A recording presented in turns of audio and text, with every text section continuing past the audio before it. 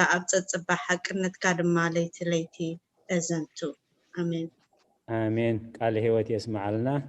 أبونا أمانيئيل يوحنس وثالوث ቅዱስ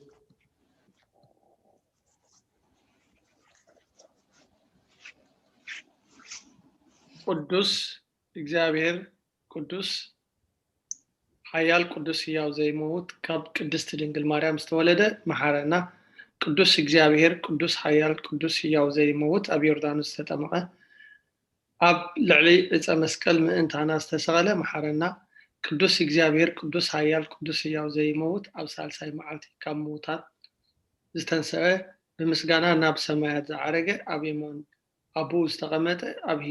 أبهيان موتان كفرت كم بحدش كمتسيو أو قويتا محارنا سجانا أبنو المنفس قدس لهم كل ساعة نزل عالم آمين أبونا أبيك شوالة تنسائه وثالوث ቅዱስ لكم وقويتا حتياتنا حدا قالنا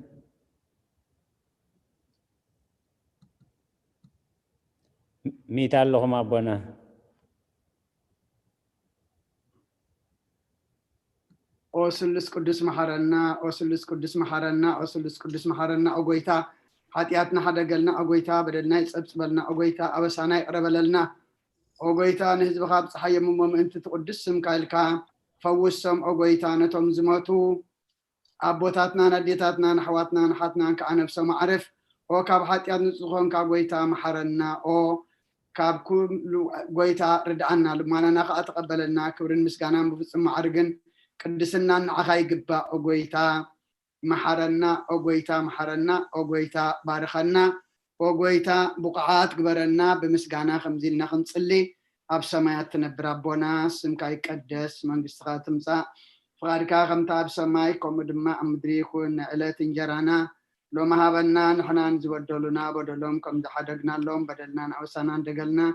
كاب كفو أدحنا نمبر أفتنا يتأتونا من قستن حايلن كبرن نزل عالم ناتكا إمو أمين أوزت يا مريم بناي قدوس جبريل ملاك سلامتا سلام لك الله بحلنا خي دنقلي خي بسقاخون دنقلي خي عدي جابير صوات ويتا سراوي سلام لك الله بسغي كابان السبرختي خي فركر سغم برخي أمل تسقا جابير مساخي أوفست دس والكي حتياتنا سريلنا نفتو ودخ يسوس كرسوس منتانا محرت لمن لنا أمين قال هيوت يسمع لنا أبونا أدينا أين عالم مسجانا نقدس دينجل مريم شمعتو تصلت هايمانوت أدى حق إني برهان زخونكي غريت أدي لعلينا مسجانا لا أوكي حريت هايلايت قريالله مسجانا نقدس دينجل مريم أو قدستي من تتسقى كل جزء دينجل زخونك ولادة أملاخ أدى كريستوس سلام نبلكي من أنتي حاتياتنا حد قلنا نفقر ودخل قالتنا عرقلنا نحق أني برهان إيسوس كرسوس أملخنا زولت كلنا قدست دنقل سلام نبلكي نحاتيات نفسنا حديقو كمحرنا نقويتانا لمن لنا أو قدست دنقل مريم ولادت أملاخ نزر إسب من أنتي أما لادتنا ودخي إيسوس كرسوس بدحنة حاتياتن كتتسقونا لمن لنا أو ناي حق نقست دنقل سلام نبلكي أو أماني الأملخنا زولت كلنا كرع تزرقنا سلام تان غربلكي أو دنقل وقويتانا إيسوس كرسوس تأمنت ولادت حتياتنا من انت حد قلنا تذكرنا كبر مسكانا أملاخ آمين قال هيوت يسمع لنا دينا عنديت نأتوز أولو تايمانت أو أدى حقنا برهان نخبركي أو قدس دنقل ولادة أملاخ مدحنا عالم سلاز ولد كلنا مزيوخ آنا نفسنا سلازد حننا نمسكنكي أو قويتانا نقسنا مدحانينا إيسوس كريستوس كبرين أخيخون نسخا نهوارات مقوسهم نسمعتات أخليلهم نزادكان أللتهم نبيتا خريستيان صنعتا نحات آن حدقات بحدا زمالوكوتو سلوس قدوس نبسر نساقودلون نخبرون أو قويتا محرنا أو قويتا بارخنا آمين من قال هيوت يسمع لنا عندي ترحاس ولدو صلاة هايمانت أريد أوكي صلاة هايمانت حراي بنا كله بزحازي سماين مدرن زرقن زي الرقن زفتري بحد أملاخ نأمن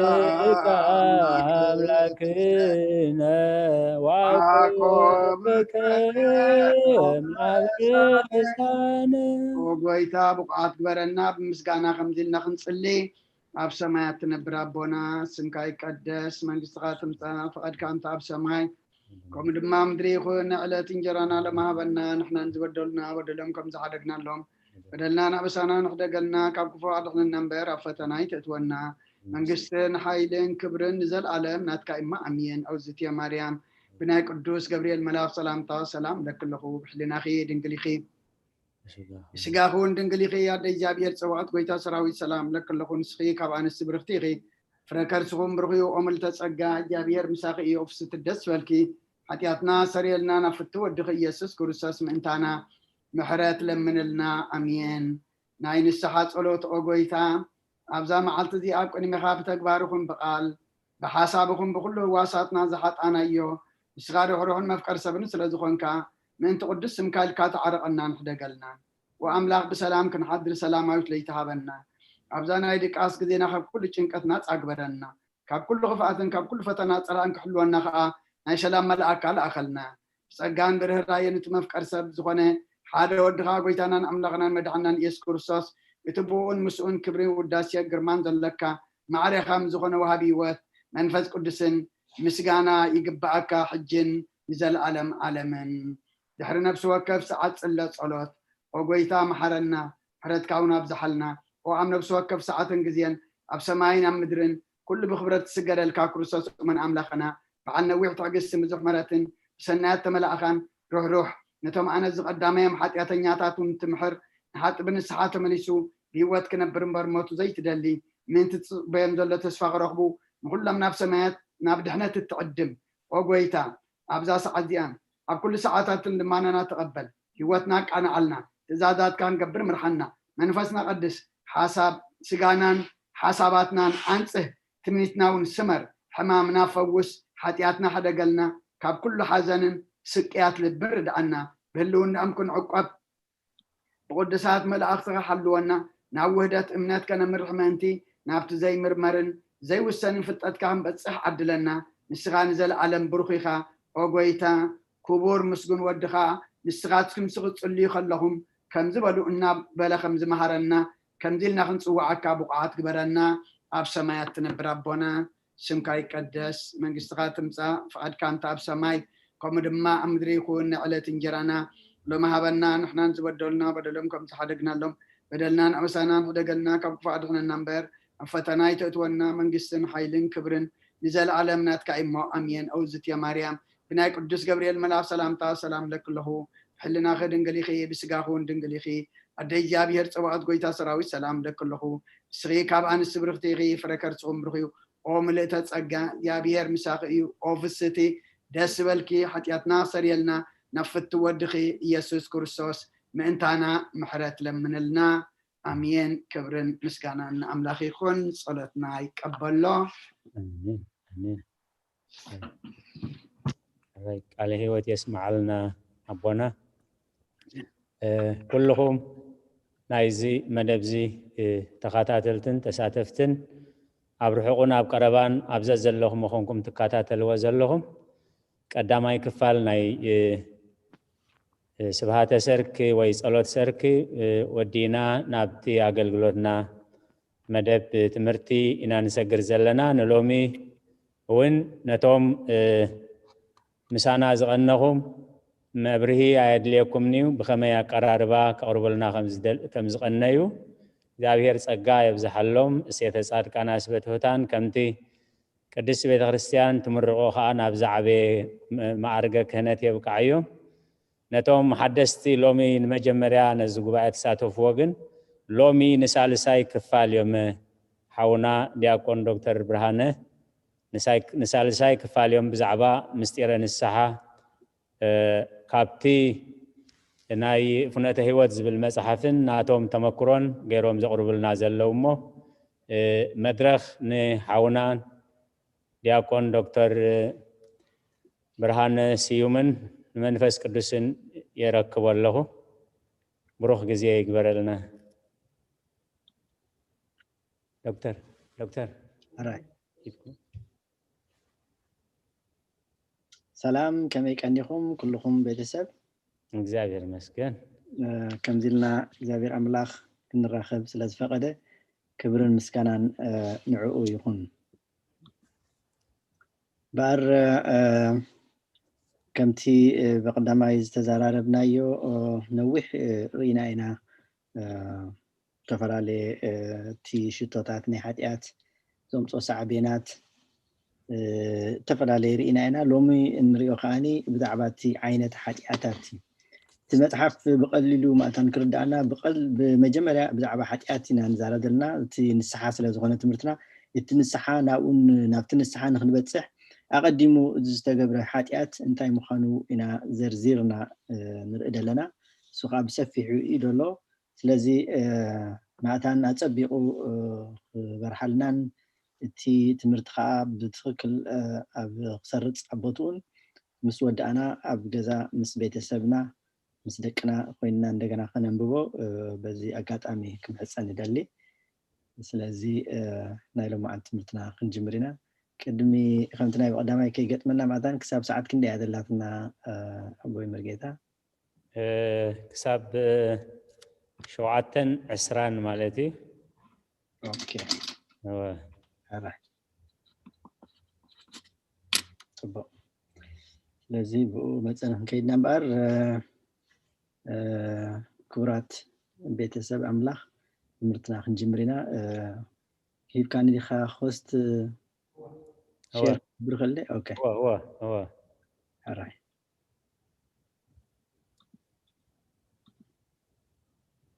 ንራእየኩም ደሎ ስላይድ እሞ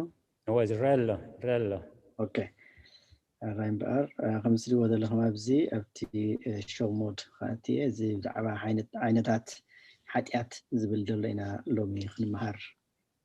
ፍቃድ ኣምላኽ እምበር ንዓኻትኩም ዝሰምዕ እዝኒ ንዓይ ከዓ ዝዛረብ ልሳን ንኩላትና ከዓ ዝሰምዕ ልቢ ሃበና ናይ ብሓቂ ክንመሃር ከዓ ዝዕድል እዚ ብፍላይ ኣብዚ እዋን እዚ ኣብዚ ከቢድ ዘመን እዚ ብፍላይ ኣብቲ ሃገርና ዝካየድ ዘሎ ከቢድ ጥፍኣት እዚ ዘይበሃል ፀገማትን መከራን ዝረኣይ ዘሎ ንሕና ግን ከምዚ ኢልና ብሰላም ኣብ ቤትና ኮፍ ኢልና ክንመሃር ስለዝፈቀደ ክብርን ምስጋናን ንእግዚኣብሔር ኣምላኽ ይግብኦ ናይ ብሓቂ እዚ ከምኡ ፍቃዱ ኮይኑልና እሞ ክብርን ኣምላኽ ይኹን ነቶም ኣብ ስቃይና መከራን እንደለው ኣሕዋትና ኣቦታትናን ኩላቶም ከዓ ነቲ ሃገርና ብምሉእ ንቤተክርስትያንና ንሓዊስካ እግዚአብሔር ኣምላኽ ምሕረትን ሰላሙን ይሃበና ራይ እምበር ዓይነታት ሓጢኣት ዝብል ዘሎ ኢና ሎሚ ክንርኢ ብዛዕባ እዚ ዓይነታት ሓጢኣት እዚ ዝርዝር ዝበለ ብብዙሕ ኢና ክንትንትን ኣብ መፅሓፍ ተፃሒፉ ዘሎ ብሰፊሑ እዩ ተፃሒፉ ዘሎ ስለዚ ከም ትቅድም ዝበልኩ ቀሲልኩም ክትሪእዎ ትኽእሉ ኢኹም እዚ ዓይነታት ሓጢኣት እዚ በኣረይ ብዓይነት ትእዛዝ ክንሪኦ ኢና መጀመርያ እንታይ ማለት እዩ ብዓይነት ትእዛዝ ግድፈታዊ ኣበሳ ቅድሚ ሕጂ እውን ሓጢኣት እንታይ እዩ ዝብል ዘሎ ኣብቲ ናይ መጀመርያ ቁሩብ ጠቂስናዮ ነርና ኢና ሕጂ ግን ብትክክል ንምልዓል እንደገና ከዓ ግድፈታዊ ኣበሳ ማለት ግበር ዝተባሃልካዮ ትእዛዝ ዘይምግባር ማለት እዩ ግድፈት ማለት ወይ ከዓ ትገድፍ ኣለካ ወይ ከዓ ነቲ ክትገብሮ ፀናሕካሲ ወይ ከዓ ነቲ ክትገብሮ ዝግባእካ ነገር ትገድፎ ኣለካ ማለት እዩ ኣብነት ሕጂ መግደፍ ዝብል ሽም ዝወፀ ካብቲ ጾምና ፀኒሕና ንገድፎ ነቲ ጾም ካብ ዝብል ተበጊሱ ትቃል ስለዚ ግድፈት ክንብል ከለና ነቲ እግዚአብሔር ኣምላኽ ግበር ዝበለና ንኣብነት ይቅረ ምባል ይቅረ ኣይብልን ክንብል ከለና ብዙሓት ሰባት እቲ ቅሬታ ምግባር ነቲ ዝተፃላእናዮ ወይ ከዓ ነቲ ቂም ዝሓዝናሉ እዩ ዝመስሎም እቲ ፈውሲ ግን ንነብስና እዩ ንሕና ኢና ይቅረ ምባል ንሕር ኣቢና ንሕና ኢና ሓጢኣት ንስከም ይቅረ እንድሕልና ኢልና ከዓ ንሕና ኢና በረኸት ንረክብ በቲ በረኸት እቲ ከዓኒ ሰላም ናይ ልብና ይበዝሕ ብሰንኪ እዚ ከዓ እዩ ዋላ ብሳይኮሎጂ እውን እንተርኢናዮ ናይ ብሓቂ እቲ ቅሬታ ዝገብር ሰብ ሰላም ኣሎ ስለዚ ሰላም ናታን ክንረክብ ምክንያቱ ሰላም ናይ ኣምላኽ ሰላም ኣምላኽ ዘይብሉ ሰላም ኩሉ ይክልኒ ዓለምን ኣብ ዓለም ዘሎ ኩሉን ግዝያዊ ሰላም እምበር ነባሪ ሰላም ክበና ስለዘይክእል ማለት ስለዚ ቅሬታ ምግባር ንዓና ጥቕሚ ነዚ ግድፈት እንድሕር ጌርናዮ ግን ንዕና ሓጢኣት ንውስኽ ምፍቃር ከነፍቅር ይግባአና እዩ ቀዳማይ ቆሮንቶስ ምዕራፍ 13 ብሰፊሑ ተነጊሩልና ኣሎ እዚ ፍቅሪ ዝበሃል እንታይ ከም ምዃኑ ብሰፊሑ ክንሪኦ ንኽእል ኢና ኩሉ ግዜ ከምቲ ካልእ መድረኻት ንገልጾ ነዚ ኩሉ ትእዛዛት እዚ መጀመርያ ተግባራዊ እንገብሮ ናትና ላቦራቶሪ ወይ ከዓ መምሃሪ መዐለሚ ቦታ ኣብ ቤትና እዩ ኣብ ውሽጢ ገዛና ምስ በዓልቲ ቤትና ወይ ከዓ ምስ በዓል ቤትና እዚኦም ኩሎም እዚኦም ኣብኡ ምስ ገበርናዮ ኢና ድሕሪኡ መሊስና ናብ ካልእ ክንከይ ንኽእል ከምቲ ሓደ ወታደር መጀመርያ ተዓሊሙ ምስ ወደአ ናብ ጦር ሜዳ ዝኸይድ ንሕና ከዓ ከምኡ ኣብ ገዛና ተዓሊምና እዚ ኩሉ ትእዛዛት እዚ ምስ ወደአና ኣብ ደገ ኸይድና ክንሳተፍ ከለና ከነድምዕ ንኽእል ከምቲ ብፅቡቅ ዝተምሃረ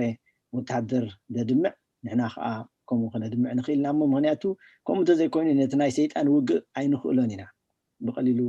ከዓ ከጥፋአና እኽእል እሞ ስለዚ ኣብኡ መለማመዲ ቦታ ኣለና መምሃሪ ቦታ ኣለና እቲ ዘይንፈልጦ ዝፀናሕና ስጋብ ሕጂ ብፍላይ ኣብ ቤተክርስትያንና እውን ዘይተምሃርናዮ ነገር ከዓ እናተምሃርና ነቲ ምድላዋትና ንኸነበርትዕ ኣብቲ መገዲ ኣብቲ ጉዕዞ ናብ ኣምላኽ እንኸደሉ በቲ ፀቢብ መገዲ ኣብ ንሓልፈሉን እንጓዓዘሉን ዘለና እዋናት ከዓ ብትክክል ክንጓዓዝ ክንክእል እግዚኣብሔር ሓይሊ ከስንቐና ማእታን እዚ ኩሉ ዝታት ምፍላጥ ኣገዳሲ እዩ ሓጢኣት ክንገብር ከለና ግን ኣብ ጉዕዞና ዝገጥመና ዘሎ ፀገም ሸተት ከብለና ዝኽእል ከውድቐና ዝኽእል ክሰብረና ዝኽእል ካብቲ መገዲ እውን ከኣልየና ዝኽእል ብምዃኑ ማለት እዩ ስለዚ እቲ ሓደ ብዓይነት ክንሪኦ ከለና ግድፈታዊ ኣበሳ ግበር ዝተባሃልካዮ ከይገበርካ ምትራፍ ብዛዕባ ይቕሬታ ተመልኪትና ኣለና ብዛዕባ ምፍቃር ተመልኪትና ኣለና ካልኦት ከዓ ምዕጋስ ምልጋስ እዚኦም ኩሎም ተግባራት ዝበሃሉ ኣብቲ መፅሓፍ እውን ኣብቲ ናይ መጨረሻ ክፋል ኣብቲ ካልኣይቲ ክፋል ናይታ መፅሓፍ ብሰፊሑ እቲ ተግባራት ዝበሃሉ ዘለው ተጠቂሶም ኣለው ንሳቶም ከዓ ቀሲልና ኣብኡ ክንበፅሕ እሞ እቶም ኩሎም ተግባራት ተኣትዮም ክንመሃሮም ክንክእል ናይ እግዚኣብሔር ፈቃዲ ይኹነልና ብሓፈሽኡ ግን እቶም ፅቡቃት ተግባራት ዝበሃሉ ዘለው ወይ ከዓ እቶም ፍረ መንፈስ ኢልና ብሓፂሩ ንገልፆም ነዚኦም ኩሎም ክንገብር ዝግባአና እግዚኣብሔር ዝኣበና ትእዛዝ ንዕኡ ኣብ ንጥሕሰሉ እዋን ንዕኡ ከይገበርና ኣብ ንተርፈሉ እዋን እዚ ሓጢኣት ይኹነና ስለዚ ግድፈታዊ ኣበሳ ዝበሃል ወይ ሓጢኣት እዚ ይመስል ማለት እዩ ካልኣይ እቲ ግህሰታዊ ኣበሳ እዩ ሓደ ግድፈታዊ ነይሩ ሕጂኻ ግህሰት ማለት ኣይትግበሮ ዝተባሃልካዮ ክትገብሮ ከለኻ ማለት እዩ ኣይትግበሮ ቅድም ግበር ተባሃልካዮ ኣንፃር እዩ ከይገበርካ ስቕትብል ኣብዚ ከዓ ኣይትግበር እናተባሃልካ ከለኻ ትገብር ማለት እዩ ዝተባሃልካዮ ትእዛዝ ምግባር ንኣብነት ኣይትሓሱ እንድሕር ተባሂልካ ትሕሱ ኣይትቕተል እንድሕር ተባሂልካ ትቐትል ኣይትስረቕ እንድሕር ተባሂልካ ትሰርቕ ኣይትዘሙ እንድሕር ተባሂልካ ትዝሙ እዚኦም ኩሎም ኣብ ትገብረሉ እዋን በቲ ዝገበርካዮ መልክዕ ከዓ እቲ ዓይነት ሓጢኣት እቲ ኣብ ነብስና ይምዝገብ ከምቲ ዝበልናዮ ሓጢኣት ኩሎም ካብ ኣምላኽ እዮም ዘርሕቑና ናይ ብሓቂ ፀለሎ ዝኸድኑና ካብ መገድና ዝኣልዩና ገፅ ኣምላኽ ከይንርኢ ከዓ ዘርሕቑና ካብ ቅድሚ ኣምላኽ ሃዲምና እንኸደሉ ንኸይድ ዝገብሩና ነገራት እዮም እሞ ነዚኦም ከነስተውዕሎም ማእታኒ ብሰፊሑ ዝኸይድ ዘሎ በዚ እንተሎ ክንመሃር እግዚኣብሔር ይሓግዝ ሕጂ ኣብዚ እንታይ ኢና ርኢና ብዓይነት ሕጂ ካ እንታይ ንርኢ ኣለና ብመንፅር ሕድገት ሓጢኣት ከዓ ዝሕደግ ሓጢኣት ኣሎ ዘይሕደግ ሓጢኣት ከዓ ኣሎ እዚ ከዓ ሕድገት ዘለዎ ሓጢኣት ክንብል ከለና ናይ ንኣብነት ናይ ኣምላኽ መብፅዓ ሕድገት ሓጢኣት ወይ ከዓ እግዚኣብሔር ባዕሉ ዝኣተወልና ቃል ኪዳን ኣሎ ነቲ ሓጢኣት ከም ዝገድፈልና እዚ ከዓ እቲ ቀንዲ ሕመረት ወይ ከዓ እቲ ቀንዲ ኣካል ወይ ከዓ ትርጉም ናይቲ ንስሓ ማለት እዩ ስለዚ እቲ እግዚኣብሔር ኣምላኽ ክሓድገልና ብኽእል ሓጢኣታት ኣለውና ብሓጢኣት መንገዲ ክንከፍሎ ከለና ማለት እዩ ናይ ኣምላኽ መብፅዓ ሕድገት ካብቲ ዝገበርናዮ ካብቲ ዝበደልናዮ ክንምለስ ከለና ንኣብነት ብሰፊሕ ብዙሕ ጥቕስታት ተጠቂሱ ዘሎ ከምቲ ቅድሚ ሕጂ ዝበልክዎ ሓንቲ ጥቕስ እናምፃኹ ክንሪኦ ኣለና ክንሪኦ ማእታን ኢለ ዘምፃኽዎ ኣሎ ንኣብነት ኣብ ኢሳይያስ ምዕራፍ 43 ቁፅሪ 25 እንታይ ይብለና ኣነ እየ ስለ ርእሰይ ኢለ ገበንካ ዝድምስስ ስለምንታይ ስለ ርእሰይ ኢለ ስለ ዘፍቅረና ስለ ገዛ ርእሱ ኢሉ ንደቅና ኣበሳታት ኣብ ንገብሩሉ እዋን ደቅና ስለ ዝኾኑ ስለ ዘፍቀርናዮም ስለና ስለ ባዕልና ኢልና ንገድፈሎም ንሕና እኳ ከም ሰብ ማለት እዩ እግዚኣብሔር ጋ ክንደየናይ ካብዚ ኣብሊፁ ነቲ ሓጢኣትና ዘይድምስስ ከምኡ ከዓ መሊሰ ከዓ እንታይ ኢልና ሓጢኣትካ ኣይክዝክርን እየ ኢሉ ዝሃበና ቃል ስለ ዘሎ በዚ ቃል እዚ ተጠቒምና ንስሓ ብምእታው ናብ መገድና ክንምለስ ንኽእል ኢና ኣብቲ ጉዕዞና ዝገጥመና ነገራት ኩሉ ክንምለሰሉ ንኽእል ኢና ብመንፅር ሕድገት ሓጢኣት ክንሪኦ ከለና ማለት እዩ ክርስቶስ ብዓብዩ ምእንቲ ሕድገት ሓጢኣት ተሰዊኡ ኣብ ማቴዎስ 26 ቁጥሪ 28 እንታይ ይብለና እዚ ምእንቲ ብዙሓት ንሕድገት ሓጢኣት ዝፈስስ ዘሎ ናይ ሓድሽ ኪዳን ደመይ እዩ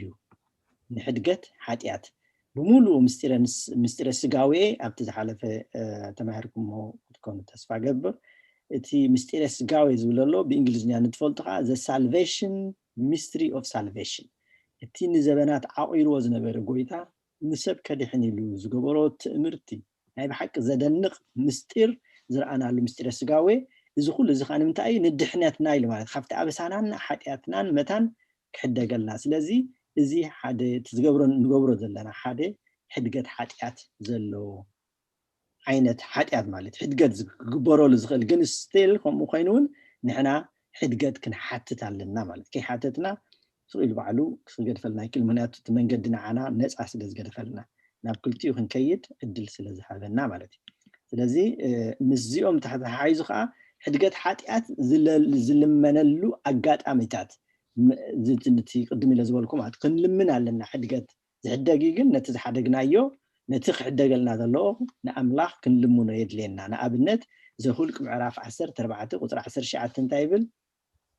ርበዝ ስለትኽሚላና እዚኣ ነዚ ህዝቢ እዚ ከምቲ ካብ ግብፂ ሒዝካ ክሳዕ ናብዚ ይቕረ ዝበልካሉ ሕጂ ከዓ ኢሉ እልምነካ ኣለኹ ነዚ ህዝቢ እዚ ከምቲ ዓብይ ምሕረትካ ሓጢኣት ሕደገሉ እግዚአብሔር ድማ በለ ከምቲ ቃልካ ይቕረ ኢለ እየ እዚ ናይ ሙሴ ጸሎት ኣማላድነት ጸሎት ዘቕረቦ ስለቲ ህዝቢ እስራኤል ንእግዚአብሔር ኣምላኽ ዝጸለዮ ጸሎት ማለት እዩ ስለዚ ነቲ ተኣሚኑ በት ሓጢኣት ንሕና እውን ተኣሚንና ነቲ ዝገበርናይ ሓጢኣት እግዚአብሔር ብዝሃበና ተስፋ ከዓ ሕድገት ክገብረልኩም እየ ስለ ዝበለና ኣብ እንልምነሉ እዋን ከዓ እግዚአብሔር ንዓና ሕድገት ክገብረልና ከም ዝኽእል ሓደ ካብቶም ናይ ዓይነት ሓጢኣታት ዝሕደጉ በዚ እውን ክንርድእ ንኽእል ማለት እዩ መሊሽ እውን ሕድገት ሓጢኣት ከም ዝተዋሃበ ከዓ ንርኢ ኣብዚ እውን ተገሊጹ ኣሎ ምክንያቱ እግዚአብሔር ድማ በለ ከምቲ ቃልካ ይቕረ ኢለ እየ ኢሉ ሕድገት ከም ተገበረ ይገልጽ ኣሎ መሊሹ ከዓ መዝሙር 78 ቁጥሪ 38 ከዓ እንታይ ይብል ንሱ ግና መሓር ኮይኑ ኣበሳኦም ይቕረ በለሎም ኣየጥፍኦምን ከዓ ንኹራኡ ብዙሕ ግዜ መለሶ ንኩሉ ቁጣዕኡ ድማ ኣይደርግሖን ይብል መዘማርያ ዳዊት ከዓ እቲ ታሪክ ናይ ኣቦታቱ እቲ ሓጢኣት ናይ ኣቦታቱ ከመይ ኢሉ እግዚአብሔር ኣምላኽ ይገርፈሎም ከም ዝነበረ ዘምህረናን ንእግዚአብሔር ከዓ ንሕና ከዓ ልክዕ ከምኡ ተጠቂምና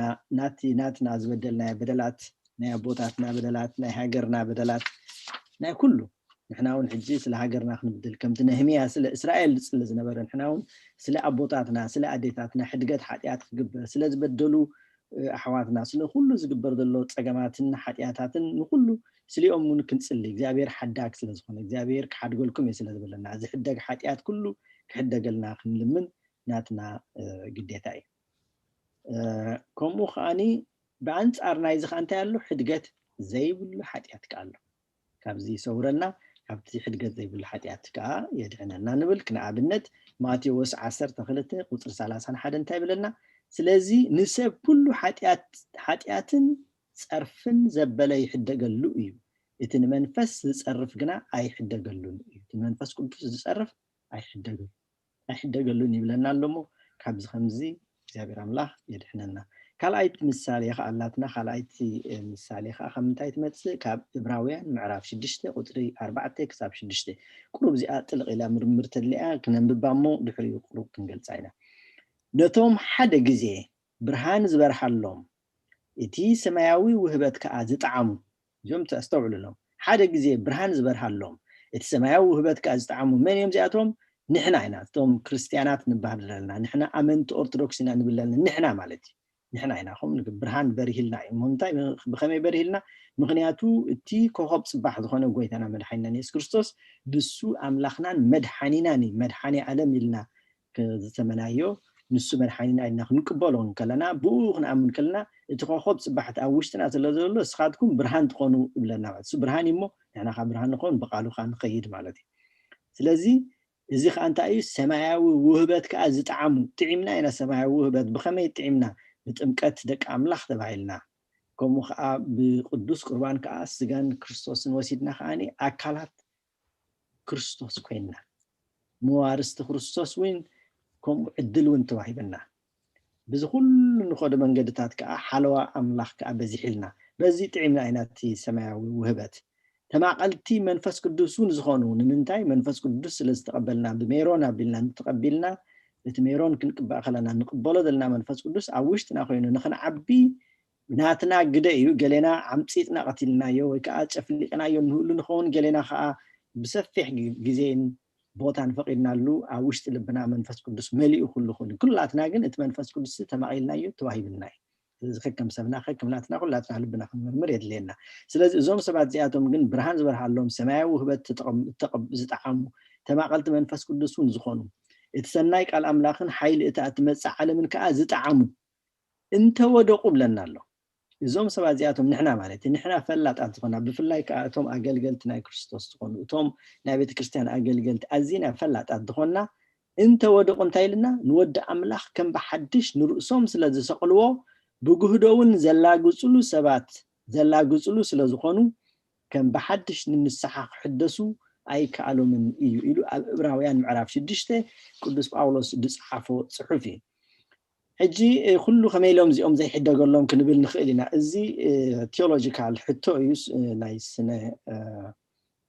تخن لنا لتناي تيولوجي دلوس نايسنا فلتت بتنايسنا أملاخ دلو فلتت ذكر لي تيولوجي غيرنا بناي بتناي تيولوجي من قد خندريون كلنا كحدقت جبر الله مخيل من منفس كل سرفت راح حدا قال له انت خونا جن زوم سبعة زياتهم حدقتهم حدا قال لهم أي كألو من يزبلنا دلو نابقوم جزء إزم الله سلك زي أبيهر حدقت أي جبر اللهم نايكون عند الله بحدش نسحق حدثوس أي كألو من إيو قبل كل أنت أيو تزفلته كافتز ودقة تأسيو خمس بالتعمي شجر سلازخونا مالتي اتفلات تي البوينا عملت حجنتاي ولا محراسي ويكا مالا بنهنا بهلاون الله سنبل عليين قشنس النار ايو اب حوي اتوز بلالو لمنتاي ما حوز نافلو تخلو مالتي تقش نافله تخلو اي اب جهنم زاسلو مغنيات انت ايو يفلط الله تحطيات كم زغبر يفلط الله نافله تخا يطف مالتي اذ انت ايو لمنتاي كنصح ديك اندحريلنا مغنياتو اتناي لب ترنا يلبنا يخم زغبرنا دل اي كالو من يزبلنا دل خانسي ስለዚህ ከምዚ ዓይነት ከይንኸውን እግዚአብሔር ኣምላኽ ድግፈና ማታን ምስተውዓል ከድልየና እዩ ብኡ ኣብዚኣ ኣትያ ደላ ዛ ናይ ሕድገት ዘይብሉ ሓጢኣት ብለላ ምስቲ ናይ መንፈስ ቅዱስ ምክንያቱ እቲ ውፅኢታዊ ሓደ ዓይነት እቲ ግን ኣገባቡ በበይኑ ስለ ዝቐርብ ዘሎ እዩ ፈሊጥና እንድሕር ኣጥፊና ንንስሓ ድኸውን ግዜ ዘይክህልወና ክእል እሞ ፈሊጥና ከይንጋገ ሓወተይ ኣብዚ ምስተውዓል ከድልየና እዩ ምክንያቱ ዘይፈልጥ ሰብ ልክዕ ምስ ፈለጦ እቲ ነገር ተነሲሑና ቦቱ ክምለስ እዩ كم فليتنا نتفق جن بتاع محدكين يا إمام كذابير كوي جلاجلنا نحنا خابز بمستوى على كنكيد ناتنا جديتاي دحريو جنافت عينتات حتياتنا دلنا بمنصر انتاي كعنرينا حجي بمنصر أفلوت أو نايت حتياتنا متحجز بلوتنا حكم على الفلتات بأفلوت أوز في السم حتيات خمس حجرنا بلوتنا حنا مالتي بأفلوت أوز في السم حتيات النافلت كاز في السم حتيات بموت قطع عنبر بمسواتي عرق እግዚአብሔር አይፈቀደን ምክንያቱ በጣም አደገኛ አይዚ ክንምለስ ከለና ጽቡቅ ክንምለስ ንኽልና እንተኾነ ግን ናይ ምምላስ እድልና በጣም ጸቢብ ስለዝኾነ ፈሊጥና ስለንገብሮ ዘለና ማለት እዩ ኃጢአት እንፍጽም ፈሊጥና ብድፍረት ከይፈለጥና ብስሕተት ዓቕሚ ብምስዓን ጽቡቅ መሲሉና ተገዲዳ ብጉሩሕን ብተንኮልን ክፋኣትን ወዘተውን ንገብሮ ንኽልና ንሱ ግን ክንምለሶ ንኽእልና እቲ ፈሊጥና ንገብሮ ነገራት ግን ብሞት ዝቕፅዕ ብለና ኣለሞ ብሞት ከይንቕፅዕ كنتنكر يدلينا لقاس 10:47 تايبل اتفقاد غويتاو فليتو زي تدالوه كم تفقادون زي جبر باريا بزح ما غرفت زغبوي لذي فليتنا نغبرو جيجا ويقا حديات كبيد مقطعتي اذا قتللنا مو نتنقى كاين غاغي كنتنقى يغبانا እግዚአብሔር ቃይ حلونا بزي دعريزيون نابيك ناتينا بمنصر ستيلافت بمنصر أفلطونايتي حاتيات تينيا إنا دولنا زهولك معرف 15:30 خانتايبل ود عدو خونه ويقوانا اتي بالعلت إيد حاتيات زقبر سبقنا نسون እግዚአብሔር أواريدو يأمو اتسابتي خما أكل هزبو يمونقوس نغريتا زي هايلايت قبرا خلوه تي كم تنكالو تقصتات عيك أي ورقان ترسيعة يغريتا سلازي زي كنت أي قوانا خونه ويون ود عدي إسرائيلاوي يخون بالعلت إيد مالت انتاي بفلتات مالتي خونه يلو زقبر مالتي السبزي انتايلو እግዚአብሔር أملاخ ንእግዚአብሔር ኢና ንዋርድ ኩሉ ሓጢያት ንገብር ከለና ንኣምላኽ ኢና ንዋርድ ዘለና ብቀዳማይ ወርኢና ነርና እግዚአብሔር ኢና ንእግዚአብሔር ኢና ንፅርፎ ዘለና ንዑ ኢና ንወቅስ ዘለና ስለዚ ንእግዚአብሔር ኣዋሪዱ እሞ እቲ ሰብቲ ካብ ማእከል ህዝቢ ይመንቆስ ይዝብለሎት ናይ ኦሪት ስለዚ ሕጂ እኳ ናይ ምሕረት ዘመን እዩ ግን ክሳብ ክንደይ እግዚአብሔር ብዛዕባ እዚ ጉዳይ እዚ ፈሊጥና ንገብሮ ክሳብ ክንደይ ከም ዝፅየፎ ግን ግማቱ ዘፀግም ኣይመስለንን ብዘን አንፃር ዝኻንታ ብዘይ ኣፍልጦ ዝፍፀም ሓጢያት ከኣሎ ብዘይ ኣፍልጦ ግን ቀልጢፍና ክንመለሰሉ ንኽእልና እዚ ከዓ ቀንዲ ናይ ምሳሌ ዝኾነና ከዓ ባዕሉ ቅዱስ ጳውሎስ እዩ ኣብ ቀዳማይ ጢሞቴዎስ ምዕራፍ 1 ቁጥር 13 እንታይ ኢልዎ ኣሎ ጳውሎስ ንጢሞቴዎስ ኣነ ቀደም ፀራፍን ሰጓጉን ገፋዕን ነይረ ክንሰይሲ ከይፈለጥኩ ድብለላ ስሜራላ ኣለኹ ብዘይ ምእማን ስለ ዝገበርክዎ ምሕረት ረኸብኩ ብዘይ ምእማን እኳ ደኣ በታዕደ ወገኑ ጳውሎስ ናይ ብሓቂ ቀኒኡ እቲ ናይ ኦሪት ትምህርቲ ከመይ ገይሩ ይባላሸሉ ሓሊኑ ይሰርሕ ነይሩ ስለዚ ክሳብ ክንደይ ብጌጋ መገዲ ይኸይድ ከም ዝነበረ ካብኡ ክንግምት ንኽእል ብኡ ምክንያት ከዓ ክኸውን ንኽእል እግዚአብሔር ኣምላኽ ካብኡ ነቲ ናቱ ድልየትን ነቲ ናቱ ዘሎ ፍፅሞ ዝደሊ ዝነበረ ነቲ ኦሪት ክከላኸል ኢሉ ዘውፅኦ ዝነበረ ሓይልታት ኩሉ ርእዩ ከመይ ገይሩ ከም ዝቀይሮ ናብ ደማስቆስ ኣብ ድኸደሉ እዋን ኣብ ግብረ ሐዋርያት ብሰፊሕ ተፃሒፉ ዘሎ ኩላትና ንፈልጦ ንኸውን እዚ ግን ከይፈለጥካ ክትገብር ከለካ ከመይ ኢልካ ቀልጢፍካ ክትምለስ ከም ትኽእል እግዚአብሔር እውን ባዕሉ ክመልሰካ ከም ዝኽእል ካብዚ ክንርዳእ ንኽእል ኢና ዝኸፍአ ግን እንታይ እዩ እቲ እናፈለጥና ባዕልና ክንገብሮ ከለና እዩ ብልዕልቲ ኢድ ዝብለና እናፈለጥና ብድፍረት ዝብለና ዘሎ ኣብኡ ክንጥንቀቕ ይግባአና ብፍላይ ንሕና እቶም ፈላጣት ንባህር ዘለና ማለት እዩ حرام بعد زي حجي بأفلط نايت سب ويك أبزي أفلط أزجبر حاتيات لنا قدفتها وحاتيات جهزتها وحاتيات لنا حج ساعبين وخاني ساعبين ببوتا دومس وساعبينات ببوتا ويك أب area كنو ببليس كنو لو خلنا بإنجليزية مالتيو أمدراوي عملت حجي مدراوي انتهي لنا الأمدري بهوت كله خد فديو ساعبين الله إذا ما أبسلسته يخفل حجي إذا بزنك حياتنا كفدينا خلو مالك إزيتات نقول سب حد عينك كجورك إن إجابير أملاك لحد خلي كله إجابير بتناتو ملوكتها وفلتاتون بتنسوت دول يوم جد سلازخون بفورمولا جيرنا نحنا زي خمسة سلازخونات بخمسة إلنا خلت تدمر خلت أربعة إلنا إجابير مجد نحنا بكالكوليشن كنروح وين خلنا جن من تاي زخوني مو أنا بايك خمس جبر لنا ون إنفرنس ويك أخذت حالنا تحرق قلبيتنا خا إزي خفت خمسة سلازخونات نعيون كم زي لنا نجبر كم إلا خدمات أترون لذي نجارات هيكونن جن سعبينات علو سعبينات تين نفسنا إجابير بمن قدناتو غير بمن فاس كدسو غيرو مهر الناس لازخل نبقى ملخنا طرح كنستوعل نعود طرح من بو غيرنا خاخن عره ناتنا قد يخون مالتي نابنت مدراوي بلنا العم مدري نرقب سعبينا حاتيات ام مدري بهوت كلخ اتفدي سعبيني زدما ابسلسته يخفل بسقا اتفديلو بحمام بمركو بتميت بدركي قالو جم تفعل عليه مصحف قدس بزح نركب نخلينا خو نعملت حمام دحرينات 38 عامت زحمه مسب حميم دحرين تايلو نتي تسمع عرات كاصيركا خيد مسولو مسكده ماني فويسكا خلو خلوتهم ايهوداوያን አይፈልጥني منكم زخونه يلو دحرغنا بيت المقدس مسرايو تزفوسن سرخيبيو يلو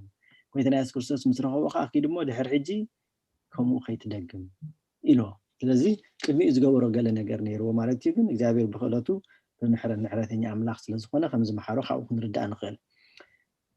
እዚ ብስጋ ትፍደየሎ ብነፍስኻ ትፍደየኻ ኣሎ ብነፍስኻ እንታይ ማለት እዩ ጭንቀት ይሕዘካ ቅዛነት ይሕዘካ ዘይምዕጋብ ሕፍረት ወዘረ ዝኣመሰሉ ጭንቀት ንኣብነት ሕጂ ቃየል ንርኢና ንሓው ምስቀተለ ዘቕበዝብዝ ኮነ ፍርሓት መልኦ ብለና ተሓጢያት ዘለዎ ኩሉ ሰዓት ድቃስ የብሉን ብዙሓት ሰባት حتى زغبرو دقاس يبلم كل سبب ጭንቀት يمزنورو كل سبب بوشتاو حفرت يمزنورو ስለዚህ ኾታስ ትኹልና ሸይጣናዊ ስራሕ ዝለ ዝኾነ ብፍርህን ጭንቀትን ዘምጽሕ ዝኹልታ ዘምጽእ እትስራሕ ሰይጣን ተሓጢያት ከም ምዃኑ በዚ ክንዕዘብ ንኽእል ማለት ስለዚህ ተሳዕቤና ምድሪ ኮይኑ ብስጋና ብመንፈስና ከምኡ ከዓ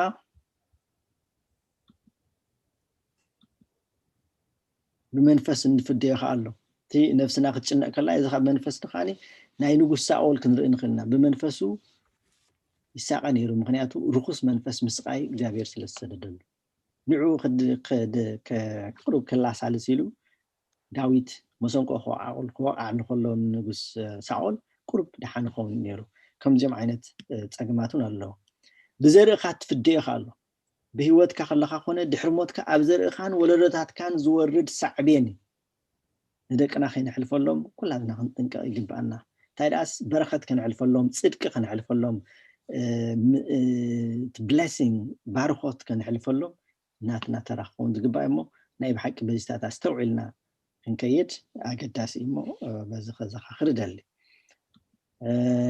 قال بسعبين كنريو قلنا تمدراوني نارينا نيرنا حجخا السماياو سعبين كالله سماياو سعبين كنتا يزيد ما دحر موتكا تفديو خينو أكل التغاي قفلس دحر موت مصنا مالتي بسخا انتاي قدم مسعاتن دحر مسعاتن كنبلنا قدم مسعات كنبل كلنا عبز حج اوان مالتي عبز حج اوان توم قابتي مقد املاخ عيون بحاتيات زموتو دحنت كيرخبو زموتو سبات نابي يخدو بنفسي أبسيول يخدو أو خا نفد سقايكا الله دابير كاوكمو يبالهالنا إتا كابسقا التفليت نفسي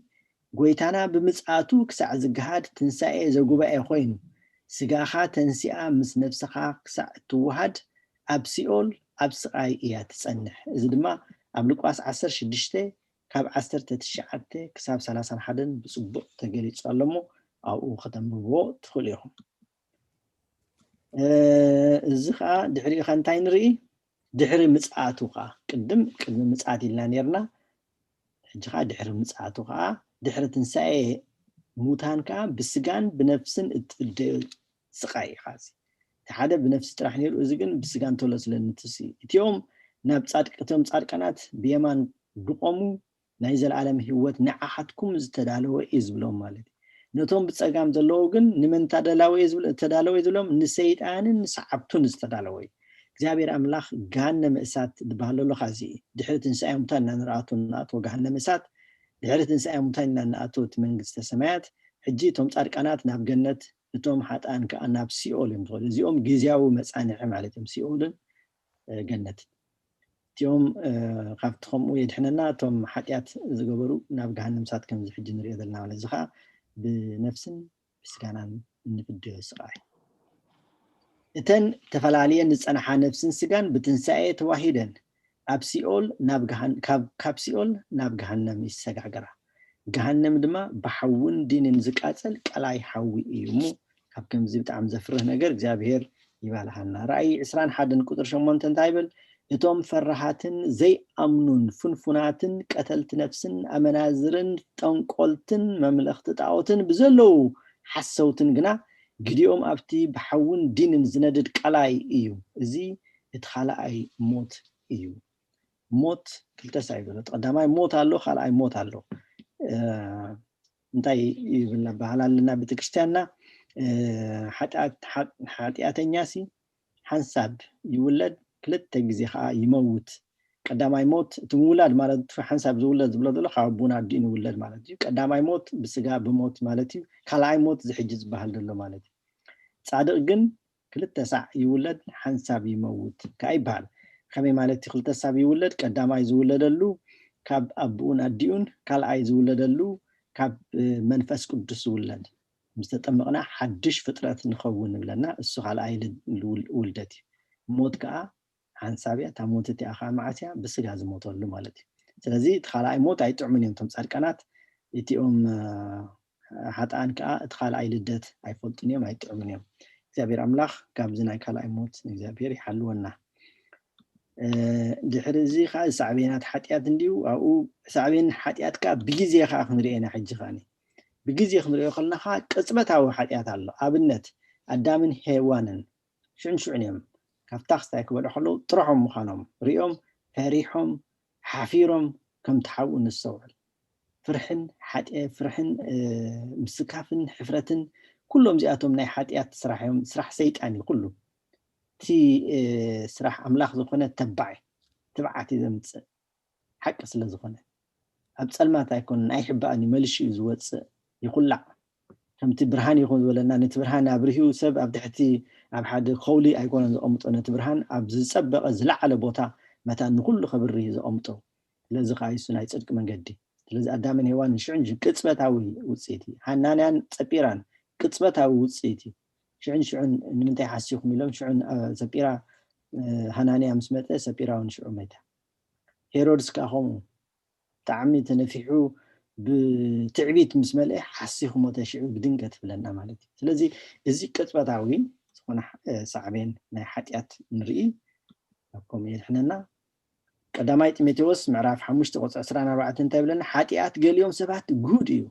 ናብ ፍርዲ ከዓ ይቅድሞም ናይ ገሊኦም ግና ይስዕቦም እዩ ሕጂ ናይቶም ፍርዲ ይቅድሞም ዝብለና ዘሎ ገሊኡ እቲ ሕማቅ ሓጢኣተኛ ሰብ ቅድሚ ነቲ ሰብ ምፍላጥካሲ ነቲ ተግባሩ ትፈልጦ ማለት ቀዲምዎ ቀዲምካ ይኸይድ ናይ ብሓቂ እግዚአብሔር ኣምላኽ ይገላግለና ናይ ብሓቂ ካብዚ ከምዚ የድሕነና ሽምና ቅድሚ ምኻዱ ሓጢኣትና ቅድሜና ከይከይድ ገጽና ዘይፈልጡ ሓጢኣትና ዘይፈልጥ ካልእ ሰብ ከይፈልጥ እግዚአብሔር ኣምላኽ ይሕግዘና እዚ ብጣዕሚ ሓደገኛ ቅጽበታዊ ዝኾነ ጸገማት ዘምጽእ ዋላ ንመጻውን ዘባላሹ ህይወትካ ዘባላሽ እሞ ካብዚ ከምዚ የድሕነና ስለዚ እዚ ቅጽበታዊ እዩ በቲ ናይ ግዜ አንጻር ክንሪኦ ከለና ዘገምታዊ ከዓ ኣሎ ቀስ እናገበረ ዝሰርሕ ማለት እዩ ኢሳይያስ 48 ቁጥሪ 9 እንታይ ብለና ስለ ስመይ ኢለ ቁጥዐይ ኣደንጉይ ከየጽነተካ ድማ ስለ ክብረይ ኢለ ርእሰይ እገታ ኣለኹ ርእሱን እናገትአ ሓንሳብ ከጥፋኡኩም ይደልይዎም ኢልዎም ነይሩ ነቶም እስራኤላውያን ምክንያቱ ነቶም 12 ልኡኻት ምስከዱ ብጀካ ካሌብን ኢያሱን ኩላቶም ከጥፉና እዮም ክንጠፊ ናብቶም ኣብኡ ደለው ተባዕት ዝኾኑ ጉንዓት ሰባት ኣብኦም ኣብ ቅድሚኦም ንሕና ልክዕ ከምዛ ሓንቲ ኣንበጣ ዘይንኣክል ወይ ከምተ ዓድና እንታይ ንብላ ከምዘን ፈረስ ኣዴ ማርያም ንብለን ኣሽቱ ክንደአና ኣይንበቅዕን ኢና ኢሎም ነፍሶም ኣነኣይሶማ ነቲ ኩሉ ኣምላኽ ዝሓዞም ነቲ ኩሉ ተኣምራት ዝገበረሎም ኣምላኽ ኣነኣይሶሞ ማለት እዩ ስለዚ ከዓ እግዚአብሔር ከዓ መሓል ብለና ንስኻትኩም ኣይተኣትዋን ኢኹም ኢሎም ኩሉ ኣብ ጦር ሜዳ ካኣቱ ዝኽእል ሰብ ኩሉ ዘገምታዊ ብዝኾነ መገዲ ን40 ዓመት ኮለል ብምባል ኣብቲ በረኻ ኣብኡ ከም ዝጠፍኡ ገይሮም እዚ ዘገምታዊ ጥፍኣት ኣብዚ ከምኡ የድሕነና ስለ ስመይ ኢለ ቁጥዐይ ኣደንጉ ከየጽንተካ ድማ ስለ ክብረይ ኢለ ርእሰይ እገታ ኣለኹ ስለውሊ ስልዮም ኢሉ ከዓ ይኹም ገይሩ ቀስ ገይሩ ግን ኣብኣ ከም ዝተርፉ ገይሮም እቶም ህፃናትን ኣዴታትን ቆልዑን ግን እቶም ክሞቲኦም ዝተባሃሉ ግን ኩላቶም ኣፍታ ምድሪ ከነዓን ከም ዝኣተው ንፈልጥ እንደገና ሳዕቤን ሓጢኣት ከዓ ብዓይነት ከዓ ክንርኢ ንኽእል ኢና ገሊኡ ዓይነት ሓጢኣት እንታይ ምፃላ ሞትን ጥፍኣትን የስዕብ ንኣብነት ዘፍጥረት ምዕራፍ 2 ቁጥሪ 17 ናይ ኣዳምን ሔዋን ማለት ካብታ ጽቡቕን ክፉእን እተፍልጥ ካብታ ጽቡቕን ክፉእን እተፍልጥ ኦም ግና ካብኣ ምስ ትበልዕ መዓልትስ ሞት ክትመውት ኢኻ እሞ ካብኣ ኣይትብላዕ ኢሉ ኣዘዞ ለዚ ሳዕቤን ብዓይነት ክንሪኦ ከለና ሞትን ጥፍኣትን ሽዑን ሞት ከም ዘምጻእትሎም ሽዑ ዝጀመረ ሞት ከዓ ክሳብ ሕጂ ቅጽል ኣሎ ማለት እዩ ሳብ ተኻልኣይ ኣዳም እውን መጺኡ ተኻልኣይ ኣዳም ዝበሃለ ክርስቶስ መጺኡ ክሳብ ዘድሕነና ንዕኡ ናይ ገለፎን ትሞት ምክንያቱ ብኡ ሓሊፉ ንዓና ከድሕነና ስለ ዘለዎ ከምኡ ኮይኑ መጺኡ ማለት እዩ ቁስልን መስበርትን የጋጥም ሞት የምጽእ ቁስልን መስበርትን ድማ የጋጥሞም ምሳሌ 6 ቁጥሪ 33 ምስንርኢ እቲ ምስ ሰበይቲ ዝምንዝር ግና ልቢ የብሉን ንነፍሱ ከጥፍእ ዘድሊ እዩ ከምዚ ዝገብር ቁስልን ነውርን ይረኽቦ ጸርፉ ከቶ ኣይድምሰስን ስለዚ እቲ ኣመንዝራ ዝኾነ ሓጢኣት ምንዝርና ሓጢኣት እንዲ ቁስልን እንታይ ምጽልና ቁስልን ነውርን ድሕሪና ይኮንና ብፍላይ ኣብዚ ሕጂ ዘለና እዋን እውን እዚ ዋላ ቀደም እውን ነይሩ ክኸውን ይኽእል እቲ ብግብረ ስጋ ዝመሓላለፍ ቁስሊ ርክሰት እዚታት ኩሉ ከስዕበሉ ይኽእል ቁስልን መስበርትን የጋጥሞም ዝብለና ኣሎ ካልኦን ብናይቱ እቲ ካልእ ጥቕስታት ኣብኡ ዘሎ ክትሪእዎ ትኽእሉ ኢኹም ካልኣይ ካብ ኤርምያስ 8:22 ድሕሪና ከዓ እግዚኣብሔር ከምዚ ይብል ኣሎ መውቃዕትኺ ዘይሓዊ ቁስልኺ ድማ ብርቱዕ እዩ ለቲ ዝገበረቱ ሓጢኣት ንእስራኤል ኢኹም ዝብላ ዘሎ ናይ ኤርምያስ ኣቢሉ ዝመፀ ቃል ኣምላኽ ዘጠንቅቕ ቃል ኣምላኽ እሞ ካብዚ እውን እግዚኣብሔር ኣምላኽ ይገላግለናን የድሕነናን እቲ ሳዕቤን ሓጢኣት ብዓይነት ሞት ቁስሊ መስበርቲ መልሽ እንታይ ንርኢ ኣለና ካብዚ ጭንቀትን ጉድኣትን ይወርዶም ንኣብነት እስራኤል ኢሳይያስ 24 ቁጥሪ 12 እንታይ ብለና ኣብታ ከተማስ ዑና ጥራይ ተረፈ ምዕናዋ ከዓ ንመዓፁ ሰበረ እዚ ነቲ ሃገር ከም ዝመጽእ ማለት ንእስራኤል ዝመጸ እዩ ንዓበና እውን ከምኡ ክኾን ይኽእል ዓድና ዝመጽእ ዘሎ ብሰንኪ ናትና ትዕቢት بسنكناتنا أملاح قديفنا نسب زملخنا يو يتزملخنا يو خمي جري عنواننا خمزلو كلاتنا روي مسكرنت أكل معيننا نريد لنا نقراتي مو سلا إسرائيل نبوتا نقول له نتهاجر بمولو شنكات نقداتن كم زورد رينا لنا بعدنا نريد لنا إرمياس كلت عسرت حمشون تايبل شدنات أنا بس غوازو مولو دحيو ما اسمعوا مدروخ أعنو كتماتاتو نددا زنبر لندما يلبون لأن الله زي هاجرنا زكاد الله نيتفقات كوينات بزي خنريو نخيل كوين اسمعني ስለዚህ ንእስራኤል ንዓዲ ንሃገር ከም ዘምጽእ ተሳዕቤና ይትሽግር ማለት እዩ ንሕና ትክክለኛ ምሳሌታት ኮይና ይረአየና እዩ እንደገና ኸ ንኣሕዛብ ብሙሉ ነቲ ህዝቢ እንተሎ ዝቐጽዕ ማለት እዩ ኢሳይያስ 13 ምዕራፍ ቁጥር 9 እንታይ ይብል እንሃ መዓልቲ እግዚአብሔር ንምድሪ ከተባድማ ነቶም ኣብኣ ዝነብሩ ሓጣን ድማ ከተብርሶም ብቁጣዓን ብርሱን ነድርን መሰክሒት ኮይና ትመጽእ لأن اللهم نايب حكي في اللي عدنا دلهم وخين الرأي نبزون حزبنا يتفق خميلنا نتفق كم دلنا بيناي كذا نتفق دلنا ببحر نادي يتفق ناس بمدربة نادي يتفق ناس بخلاشين بتيد نادي يتفق ناس بمهرم تدي نادي يتفق ناس كوتاس زي يتفقنا بالأبنات يلن جينات اتفقات كاقتصل الله كم حزب غاء عبقد معنا حزبناتنا يبرس الله مرئي لنا مالتيو كمز خمزي يأكل يبلنا جابير أملاح مليشناون أبنتاع كنرأي نخيل أبتي نايولك أسبات مالتي أقول لك هاجر رئينا خميلة خم طلعت من إسرائيل ملكة غير أحزاب تهزبنا يتهاجر ونرئينا يو كل بتيون عنا زملكتيو نجنا خا بقلنا بقولكنا خاني كفاءات طيب لنا له مزمور معراف 34 قطع 20 حدن كفاءات نرسي يقتله نرسي مالت حاتياتنيا يقتله نصادق زسألوا خا كقنانو يوم لذي بقلنا خا يرخبنا مالتي خال مداك نريو خلنا أب مزمور 140 حدن 140 قطر 10 حرخان تايب لنا وصلات تعمل حس زلو أب هاجر أي قومن نجفاعي كسا زودق كي كهادنو إيو نتجفاعي كسا زودق كل خا ببناتو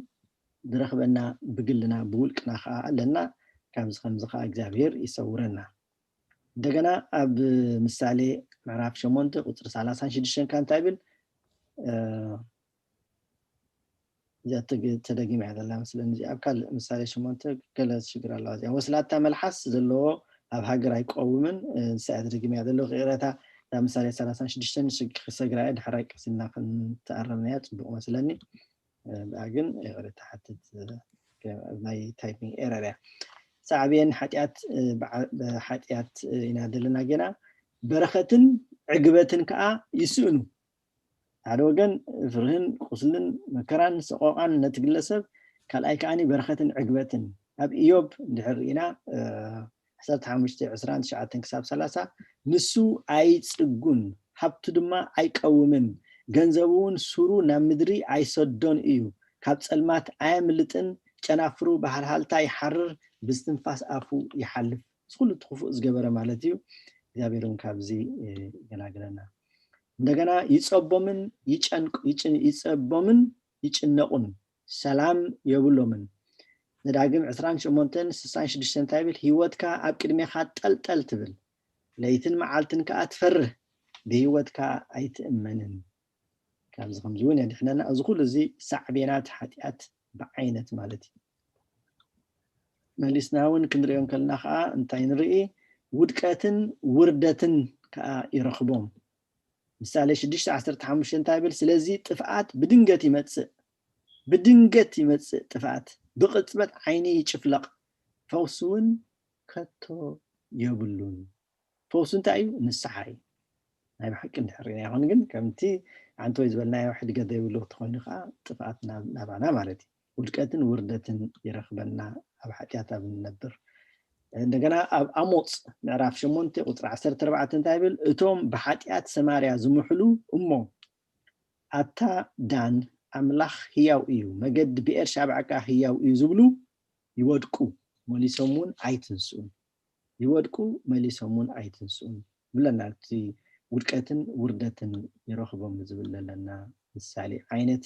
ሰዓብየን ሐጢያት በአይነት ማለት እንደገና ይዋረዱ ቶም ዕብያት ዝነበሩ ምዕባይ ሓጢያት እንዲ ትዕቢት ዝመልኦ እንታይ ግብር ይዋረድ ኢዮብ 24 እንታይ ይብል ልዕል ይብሉ ድሕሪ ቁሩብ ግዜ ግና ኣይርከቡን ይወድቁ ከምቶም ካልኦት ኩላቶም ይእከቡ ከም ርእሲ ሰዊት ከዓ ይቆረጹ ይለናሎ ከም ርእሲ ሰዊት ከዓ ይቆረጹ ደካም ዝዓድና ህንኩቶ ወይ ከዓ ከምዚ ሸዊት ስገም ወይ ከዓ ሰዊት ስርናይ ዝጥበስ ጓሶት ዝጠብስዎ ከምኡ ቁርጽ ቁርጻልካ ትላዕላዕላይ ማለት እዩ ሽዕን ክትጠብሶ ትኽእል ኢኻ ስለዚ ካብዚ ህንኩቶ ባህል ናይ ዓተር እንድሕር ኮይነ ከዓ ካብዚ ከምዚ ከዓ እቶም ዕብያትካ እንታይ ከምኡ ይዋረዱ ይፈኽሱ ማለት እዩ ስለዚ ካብዚ ከምኡ እውን የድሕነና ነዚታት ዝተዋሃበ መጠንቀቕታ ኣሎ እግዚአብሔር አጠንቅቀና እዩ ሓጢያት ምግባር ንእግዚአብሔር ትእዛዝ ምንዓቕ ኢልና ኢና ቅድሚ ሕጂ ንዓለም ስለ ክፍኣታ ንረሲኣን ድማ ስለ ኣበሳኦም ክቐጽዖም እየ ንድርቅና ትዕቢተኛታት ከዓ መወዳእታ ክገብረሉ ንኹርዓት እቶም ገፋዕቲ እውን ከዋርዶ እየ ኢሉ ናይ ብሓቂ አጠንቂቀና ኣሎ እግዚአብሔር እሞ ነዚ ኣስተውዒልና ካብቲ መገዲ ሓጢያት ቀልጢፍና ክንሃድም እሱ ጋይት ምስጢር ንስሓ ዘድልየና ማለት እዩ ነዚ ኩሉ ዝንእክቦ ዘለና ማእታ ናብቲ ንስሓ ክንከይድ እሞ ካብዚ ክመፀና ዝኽእል ፀገማት ክንሃድም ናይ ብሓቂ ከዓ መሕብኢ ቦታ ንክንረክብ እንመሃሮ ዘለና ትምህርቲ እዩ ዝተፈፀሙ ኣብነታት ከዓ ክንርኢ ናብዚ ንኣብነት ዘሁልቂ ምዕራፍ 12 ቁፅሪ 5 እንታይ ንርኢ ምርያም ድማ ኣብ ወፃኢ ሰፈር 7 መዓልቲ ተዓፅወት እቲ ህዝቢ ከዓ ምርያም ክሳዕ ትመለስ ኣይነቐለን ንምንታይ ምርያም ከምኣ ኮይና ቅድም ኢና ዘሎ እንድሕር አንቢብናዮ ምርያም ናይ ድፍረት ቃል ተዛሪባ ኣብ ርእሲ ሓዋ ሙሴ ነቢ ብሰንክናቱ ከዓ እቲ ዝሽዑ ዝነበረ ለምፂ ሽዕን ብቅፅበት ሒዝዋ ካብቲ ከምቲ ትሕግናይቲ እዋን ከዓ ካብቲ ሰፈር ክትወፅእ ነይርዋ እዚ ኩሉ ህዝቢ እስራኤል ከዓ ምእንታይ ኢሉ 7 መዓልቲ ፀኒሑ ማለት ስለዚ ዝተፈፀመ ኣብነታት ኢና ንቅደልና ብዚ ማለት ውርደት እስራኤል ከዓ ርኢና ዘለዋውያን ምዕራፍ 26-17 ርኢና ገፀይ ከዓ ናብ ልዕሊኹም ክመልስ እየ ኣብ ቅድሚ ፀላእትኩም ድማ ክትሰዓሩ ኢኹም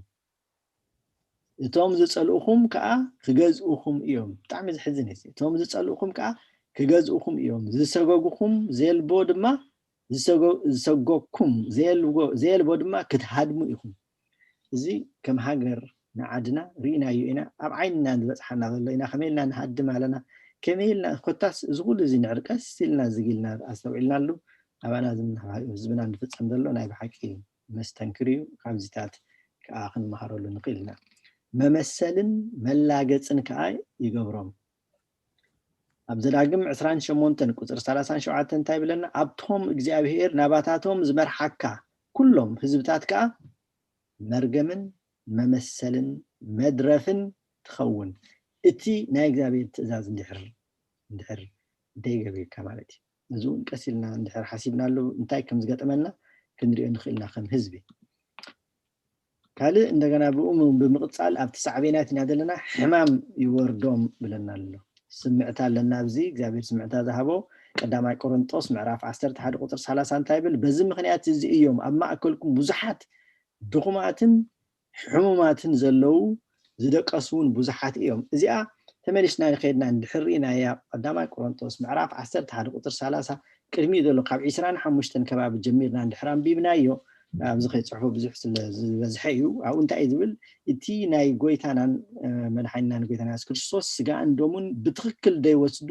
ብንዕቀት ወይ ከዓ ብዘይ ኣገባብ ዝወስዱ ሰባት እዮም እዚ ነገር ዝመፅኦም ዘሎ እሱ ከዓ እቲ ሓጢያት ዝኸውን ዘሎ ብድፍረት ናይ ጎይታናን ኣምላኽናን ስጋን ደምን ክንወስድ ድፍረት እየ ዝብል ኣለኹ ሓጢያት እንድሕር ጌርና ኮይና ብንስሓ ኢና ንቐርብ ምክንያቱ ፈውሲ እሱ ግን ብድፍረት ንዒቕና ንቀሪብና እንታይ ብለና ኣሎ ብዙሓት በዚ ምክንያት እዚ ድኹማት ሕሙማት ዝደቀሱን ኣለኹ ብለና ከሎ ናብ ሞት ዝበፅሑን ኣለዉ ማለት እዩ ስለዚ እዚ ሕማም ክወርደና ክእል ብድፍረት ንገብሮ ንእግዚአብሔር ከነዋርዶ ከለና ማለት እዚ ከዓ ስምዕታ እዩ ክንጥንቀቐሉ ዘለና ነገር ከም ዝኾነ ምስትውዓል የድልየና ግብረ ሐዋርያት 12 ቁፅሪ 23 እንታይ ብል ክብርን ኣምላኽ ስለዘይሃበ ድማ ብኡ መልአክ እግዚአብሔር ቀሰፎ ሓሲኹን ሞተ ይብለና ዝመኒ ሄሮድስ አንተ ወይልና ኢና ትቅፅበት ዝወርድ ሕማም ደምፆ ዘሎ ማለት እቲ ስምዕታ ዘምፆ ኢልና ኣብዚ ከዓ ኣብነት ከዓ ሂብና ኣሎ ክብርን ነብሱ እዚ በቃ ልክዕቶም سب قرنطوس أبتوان تنبر بجبر هواراتنا نريدنا تعبيد تملي هيرودس نفح كله حوشتو بتعبيد شعن كأ እግዚአብሔር أحسيهم زموت غيره لذي تعبيد كأنا بحكي ناي سيطان مسارحيو ناي እግዚአብሔር مسارح انتايو بأنصارو تحتناي كومي في سمايا زفتر اب سمايا زنبر نقول عالم زحازه لك خم حدا دخا مدقس بزي غبو زي بلو اب مبلع مال كل زغبرن نفسه بتون فطرات زتقطقط زتصفع كوتاس كل مكر زبحال زبصح مو زغبرو زي بلو مو بتون فطرات مو مستقل حيلو نحنا ግን كساب كندي نيشتي ነገር كمي صلع لا حمز بلنا نردانا نسخ انت اي تعبيتنا لبنا نحنا تحتنا تزلونا نيرو ولا حد ነገር صلع لا خبلنا يكلني اذا كم تعمت زبلكو ابيتنا مجمريا ابيتنا افتا قال كيدان اوينا مجمريا ነው كساب كندي انا نحدنا كنسخاخم دي نقل كساب كندي نحدنا صلع لا زبلنا ناي حدነት حد مالتي او انت اتلماميدنا تحتنا دحريو دغون كتقمنا ስለዚህ تحتنا كساب كندي ناب أملاخ خمسة قربنا خنري نخيلنا إذا جن إن حرتي كبرنا أملاخ زي هم كنا جن تعبيت نعرف لنا جن عند حياتي لك حمتنا حيرو رسون كما يجر خمسة قصة ونر لنا مو خافكم ونما أتان نخن دحيني I think تساعدنا أكلت تمثل أفتي سعبينات حياتنا دلنا ويحز خيركم من دابله قل بسفي بب وجنو بب قرنا عوصل النرية دلنا كلاتنا أنا بحكي تمرتي خوننا مناتو تنجرات أزي بزح سلازخون موخ معلتاو نجور نجرات مسلازخون معلتاو خامزيلنا خن مهارو خلنا كافتي نخرج دلنا نجرات كنا لجس مجد أملاخ حزنا خن كيد بت مجد أنا بحكي كنا لما مد مخ نجوي وينا خاوسي تاوزخون سرح نصرح جابير كجزنا يخيل مو كلاتنا خيسل كنا بوزي مجد زخن كيد جابير أملاخ يحجزنا I think بتاع ساعتين مسرت ساعات شوعتن فرعان إسران يتبع إلى نيرة شوعتن إسران كأحجي كوينا سلدلا أبزيات توكبله نابكال حفشاوي ريتون ملسن التون دعرها اللي وناو كنسجر أبزي أودي له شير مقبار توكبله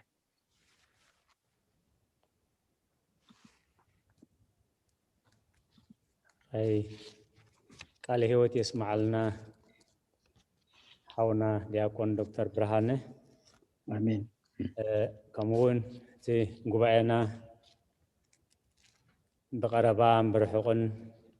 أبزز اللهم تقاتل زلهم حزب እግዚአብሔር سيته صادقان أسبت هوتا نخفلكم كابت مصحف حزنا زلنا نقاتل صنحنا خابغز 160 شوعتن جميروم يم تገልጾልና صنيحو ስለዚህ مستزلنا ጊዜ مدغغام ከይከውን አስፊሖም بهدعات بمرداታ ከገልጾልና ስለጸንሑ ኣብዝኹ ወሃብ ጸንሐ ተወሰኸ حساب رئيتو حتو تدعليو اتجزيه ناي ጉባኤ ጊዜ እዩ نفس وكفنا كن تكملو بدمسي بقطتا بصحف كمون بتملكتات ناي ايد انا انت زي ترايني كالوتون ازيوم ابزناي تكنيك تحقاقزنا زلو بعل دكتور صقاب على مرتخ مريم كاتاتلهم سلازلو نتزلنا كن تكملو حاونا دياكون دكتور برهانه اب مدرخالو زلنا حتو توسخ حسابات كنا حاتت توسخ حسابات كنا قرب اتجزي ناي غباي مو نجزينا نتقملو ابوي مريجيتا انا حتو لهني حتو صبو سمع له دكتور برهانه اقدمكم خمس جنيه يزدلي بطعمي عدلنياتاتنا ابز غزيزي كمز زامسله تمرتي كتدالو لنا كلكم منفساو مغبي خنمغب بطعمي زمسجن እግዚአብሔር ከአነ ዚ ልዑል ጎይታ ክብርን ምስጋናን ይግብኦ አሜን ሓውና ዲያቆን ብርሃነ ከአነ ዝቃለ ህይወት የስማዓልና እግዚአብሔር ከአ አገልግሎት ካይባረክ አሜን ኦኬ ሕጂታ ናብታ ሕተይ ክምለስ ደለን ሕቶ ኣብተናይ ግድፈታዊ አበሳን ግህሰታዊ አበሳን ኢልካ ጽቡቅ ጌርካ ገሊጽካ ኢኻ ግን ኣብቲ ግድፈታዊ ኣበሳን ግህሰታዊ ኣበሳን እተን 10 ትእዛዛት እግዚኣብሔር እውን ምስተን ግህሰታዊ ኣበሳ እንዳፈለጥና ንጋገየን ብምሉእ እቲ ጌጋስ ከምዚ ንፈልጦ እንዳፈለጥናዮ ኢና ንጋገዮ ኢለ ዝሓስብ ኣነ እዚ ንዕኡ ከዓ ነቲ ዘይፈለጥና ንገብሮ ዳእዩ ሕድገት እምበር እንዳፈለጥና ንገብሮንስ ሕድገት የለን ይብል በታ ሓደ ወገን ከዓኒ እንታይ ንስሓ ከዓ ክሳብ ንመውት ከዓ እንዳሓጠናን እንዳተነሳሕናን ክንከይድ ምዃንና ከዓ ይገልፀልና ንኩሉ ሕድገት ከም ዘለዎ ንመንፈስ ቅዱስ ዝፀረፈ ጥራሕ እዩ ዘይሕደገሉ ከዓ ይብለና እሞስ ከመይ እዩ ዝጌጋታት ብከመይ ይድረእ ሕጂ ንኣብነት ክንሪኦ ከለና ተፈላለየ ኩሉ ተፈላለየ እቲ እንታይ ብሎ መሓራሲ ጩቤ ሰው አይገልም ሐሳቡ ነው እንጂ ብሎ እንታይ ማለት እዩ እቲ ካራሲ ሰብ አይቀትልኒ ተሓሳቢ ዝቀትል ተኻራሲ ኢላ ከም እንቀሳቀስት ያትኾን ደላ ተኻራሲ ንኩሉ ነገር ክንጥቀመላ ንኽእልና ሕጂ እቲ ገሊኡ እንታይ ንገብር ዋላ እንተፈለጥናዮ ብካልእ ምክንያት ተደፋፊና ክንገብሮ ንኽእል ነገራት ኣሎ ገሊኡ ከዓ ከይተፈለጠና ንገብሮ ነገራት ኣሎ ብዙሕ ነገራት ይደሎ እቲ ዋና ነገሩ ደሎ ግን እቲ ግህሰታዊ ይኹን ዋላ እቲ ግድፈታዊ ነገራት ደሎሲ መብዝሕቱ ዋላ እንተፈለጥናዮንሲ ምግባሩ ገሊኡ ምግባሩ ሲና ንኣብነት ሕጂ ፍቅሪ እንድሕጠፊና ሲ ዓቕልና ፀቢብና ክኾን ይኽእል እዩ ፈፂምና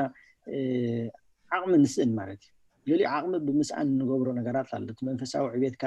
ዘይድርኾ ማለት እዩ ሓደ ቆልዓ ሲ ሓደ ሕልክያ ደይከልዕሎ ክእል እዩ ስለዚ ከምኡ ከዓ ኣብቲ ዕምቀት ኣቲና ክንሪኦ ከለና እቲ መንፈሳዊ ደረጃታት ከዓ ኣለዎ እዩ ድሕሪት መንፈሳዊ ደረጃታት ንዓበኻ ብትኸደሉ እዋን ከዓኒ ትገድፎም ነገራት ኣለዉ ኣቐዲምካ ዝግደፉ ነገራት ግን ኣለዉ ዓበይቲ እቶም 10 ትእዛዛት ዓበይቲ ነገራት እዮም ሽዕን ክትገድፎም ዘለካ ነገራት እዮም መጀመርያ ፊደል ቅድሚ መጽሓፍ ምንባብካ መጀመርያ ፊደል ኢኻ ትኣርም ማለት ስለዚ እቲ ደረጃታት ናይ ቅድስና እንተሎ ልክዕ ከም ሙሉእ ሰብኣይ ከም ክርስቶስ ጋብ ንበፅሕ ዝብለና ካንስ እዩ ሓፂም ዕፁም ምግቢ ዝበልዑ ፀባ ከዓ ድሰትዩ ይብለና ማለት ሕጂ እዚታት ኩሉ ኣብቲ ንገብሮ ዘለና እናተጓዓዝና ንኸደሉ እዋን ከከም ደረጃና እናተፈላለየ ይኸይድ ማለት እዩ ፈተናታትና እውን እናበዝሐ ዝኸይድ ናይ ቀዳማይ ክፍል ዘሎ ፈተና ናይ 12 ክፍል ዘሎ ፈተና በበይኒ ከከም ክለትና ብከከም ድልምነትናን ከምትናትና ክእለትን ልምድን እውን ፈተናታት ኣለና ይኽን ዓብ ዘድልየና ነገራት ማለት እዩ መጀመርያ ግን ካብቲ ደንበ ናይ ጥፍዓት ግን ከነልግስ ክንክል ኣለና ሓንሳብ ካብቲ ደንበ ናይ በይን ገጥና ኢና ንኸይድልና በይናይ ሃይወይ ኢና ንኸይድ ዘለና እዩ ውሳኔ መጀመርያ በቲ ገፊሕ ሰፊሕ መገዲ ኢና ንኸይድ ዘለና ንጥፋት ወይሲ በቲ ፀባብ መገዲ ኢና ንኸይድ ዘለና እቲ ናይ መጀመርያ ውሳኔ ኢና ንሱ እዩ ኣበይናይ መገዲ ኢና ንኸይድ ዘለና እዩ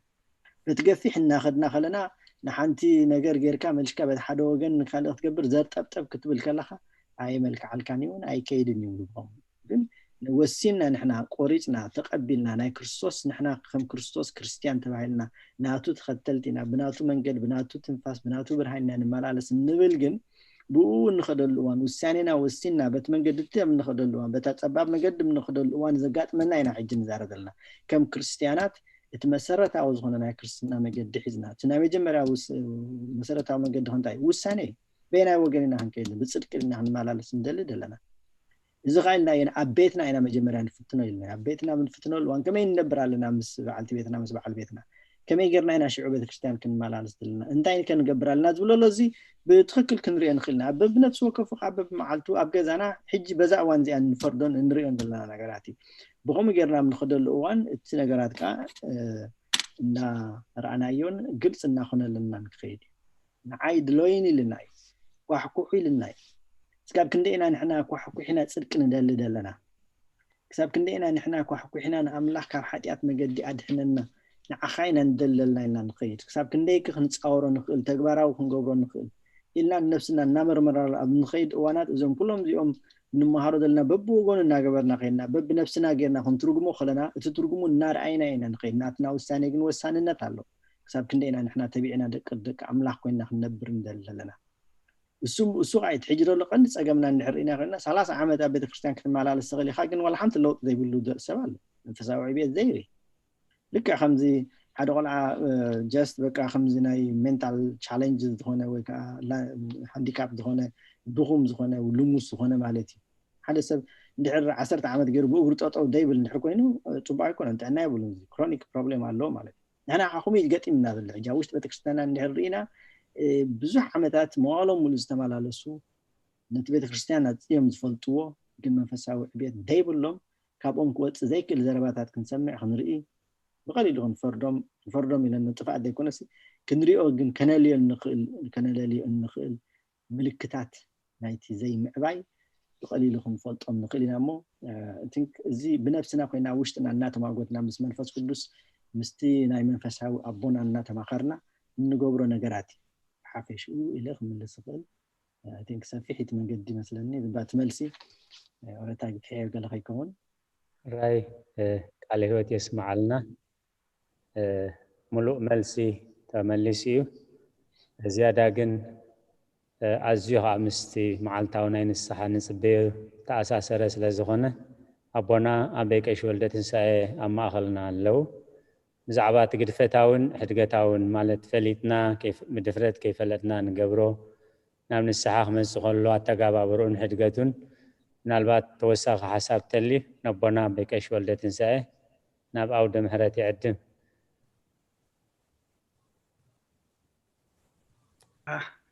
ደሃን ኣቦና ዲያቆን ዶክተር ብርሃነ ፅቡቅ ገይሩ መሊስዎ እዩ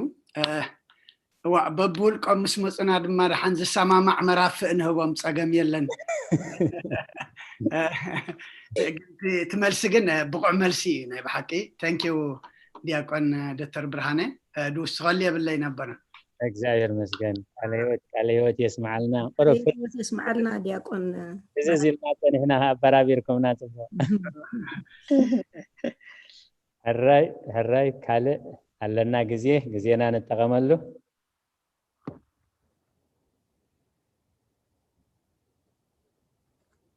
ናይ ጉባኤት ጊዜ ሕቶ ርኢቶ ተወሳኺ ሓሳባት ነቀፌታ ኩሉ ንቀበል ኢና ከም ፈቃድ እግዚአብሔር ሰላም አቦኒ ዶክተር ዲያቆን ሓወይ ኩልኩም ከመይ ምሲኹም ከመይ ቀኒኹም ሰላም ሓረጎይና እቲ መልሲ እውን ኩሉ ዝረኸብናዮ እዩ ድመስል ግን ሓደ ግዜ ቁሩብ ተይስታይ ዘብለካ ኣሎ ዋይ ዘብል ነገር ይመፅእ ማለት እዩ እምበር ሞስት ኦፍ ተገሊፁ እዩ ዘሎ ሕጂ ንኣብነት ናይ እግዚአብሔር ትንቢት ክፍፀም እዩ ዝኸውን ዘሎ ዋላ ፅቡቅ ድዩ ሕማቅ ኣሎ እንደገና ከዓኒ ቃለይ ካብ ዝሓልፍ ሰማይ ምድርን ክሓልፍ ይሓልፍ ይቀልል ዝብል ነገር ኣሎ እሞ ሕጂስ እቶም ከምቲ ሕጂ ተገለፀ ኮምፕሊትሊ ልቦም ንንስሓ ዘይቀረበ ሰብ ድዮም ወይ ከዓ ከማን ሓደ ግዜ ደሓን ዝኾኑ ሰባት ዘይግብኦም ትብሎም ሰባት ብዙሕ ሽግር ውርደት ክበፅሖም ከማን ትርኢ እሞ እሱታት ሕጂ ብከመይ ኢና ክንሪኦ ካሊእ እውን ኣለኒ ግን ንድዒ ከይበዝሕ ደሓን በዚኣ ጠጠው ከብል ፅቡቅ ደሓን ንሳ ይመልስዋ እሞ ብድሕሪኡ ካልእ ሕቶ እንደዘየልዩ ከነስዕባ ኢና ካልእ ሕቶ እንደዘየልዩ ከዓ ንካልኦት ዕድላት ክንብ ኢና ኣብዚኣ ግን ሓረጎይኒ ከይንጋገ ክንጥንቀቕ ይግባአና እዩ እቲ ሓንቲ ወይ ዝበልኮ ኩሉ እግዚአብሔር ብካህልነቱን በትናቱ መገድታትን ንሕና ናይ እግዚአብሔር ሓሳብ ትመርሚርና ክንበፅሖ ኣይንኽእልን ኢና ስለዚ ብናትና ፎርሙላ ጌርና ከይንሪኦ ኢለ ሓንቲ እውን ኣብ ቁሩብ ኣስሚረላ ነይሩ ብናትና ፎርሙላ ጌርና ከይንሪኦ እቶም ደቀ መዛሙርቱ እንታይ ኢሎም ሓቲቶሞ ንጎይታና ኢየሱስ ክርስቶስ እዚ ዕውር ኮይኑ ተወሊዱ ዘሎስ ሓጢኣቱ ድዩ ዋላ ሓጢኣት ስድሩ እዩ ከምዚ ገይርዎ ኢሎም ሓቲቶሞ እሱ ከዓ እንታይ ኢሎም ሓጢኣቱ ይኮነ ሓጢኣት ስድሩ ይኮነ እንታይ ዳስ ግብሪ ኣምላኽ ሓይሊ ኣምላኽ መታን ክግለፅ እዩ ኢሎም ስለዚ ብኸመይ መገዲ እዩ ንሕና ኣይንፈልጦን ኢና ብኸመይ መገዲ ኣይንፈልጦና ንዑ ገሊኦም ሰባት ኣለዉ ሕጂ እዚ ከም ስለዝገበረ እስኻ እኮ ከምዚ ስለዝገበርካ እዚ ገጢምካ ደሎ ዝብሉ ኣለዉ እዚ ብትክክል ከዓኒ ከም ምሳሌ ኮይኑ ዝቐርበልና ከዓ እቶም ይዕሩኽ ኢዮብ እዮም ይዕሩኽ ኢዮብ መፂኦም ንስኻ እኮ ገለ ሓጢኣት ዝገበርካዮ እዩ ከምዚ ገይርካ ኢሎም እዮም ከሲሶሞኒ ኢዮብ ከዓ ብጣዕሚ ኣንፀርፂሩ ተዛሪቡ እዩ ንዓይስ እንታይ ርኢኹምለይ እንታይ ይገብር ርኢኹምኒ ግን ከምቲ ኩላትና ንፈልጦ እቲ ናይ ኢዮብ መከራ ዝመፀ እንታይ እዩ ካብ ኣምላኽ ይተፈኒ እዩ ሰይጣን እዩ ኪድ ንሰይጣን ይዕደል ተዋሂቡ ከምኡ ዓይነት ፀገም ከምፃሉኒ ኢዮብ ስለዚ ንሕና عينا يخوم زقبر دلو من تاي إجابير بفتنا دي خلفهم دلو خعبيهم زدلي دلو عين فلت إني ناس لازم إحنا كين الجاجة وهنتنقعد لنا كم سلا زقبر كعب كخمسون كخنبل عين خلنا خمسة بتعم هنتنقعد لنا بروز حساب كأخومي زخون هم زبل رؤيته خلونا ناخذ مو كين الجاجة منياتو إجابير راح ينسوس فلتون إحنا خم أملاخ نتناوت عسرة راح فلتنا خمزي خمتيلنا خن ترجم ويك خن زرزر مسألة بلنان كألتون يبلنان لذا أو كنتنق على جن كم أبنتنا قريبنا هذا اللي خفتي جدوا حبنا صحف كاي خفت قال أملاخ سبيران هنانيان سي شعام حاسو شعان ميتهم إلنا هيرودس بتعبيت مستمر شعا حسيهم ميتلنا جن كل زموت حتى أصل ويكاس اللي تنفح بتعبيت لازم لا يكون كم سبيران هنانيان كل ذا حسوا زموت نير تزخم بحد معلت كل تودينا محلنا نيرنا خوين اسمعنا مالك أبد بتغرسيان زاد تسوونه يمترخبني ريسا بريسا هون نيرو مالك عندي حسوت خلنا كباي جمير كامالتي لازم بمحرتون سلازرينا عينا انت ايد بالله نجر جن نفلطو عين خلنا انا بقلسب كنسخنا ابز حجي كم تمهرت نمهارو لنا جن كله بزرزر غيرنا خقرب كاو خاتماهرنا له دحريو ات تمرتزي نفسنا عينا خننصبارو زغبا نخاله ايكوننا كنفرد من زغول سمرتات زي ناي بحق خنفلطو زلنا نجر كالا ايون حجي بتعم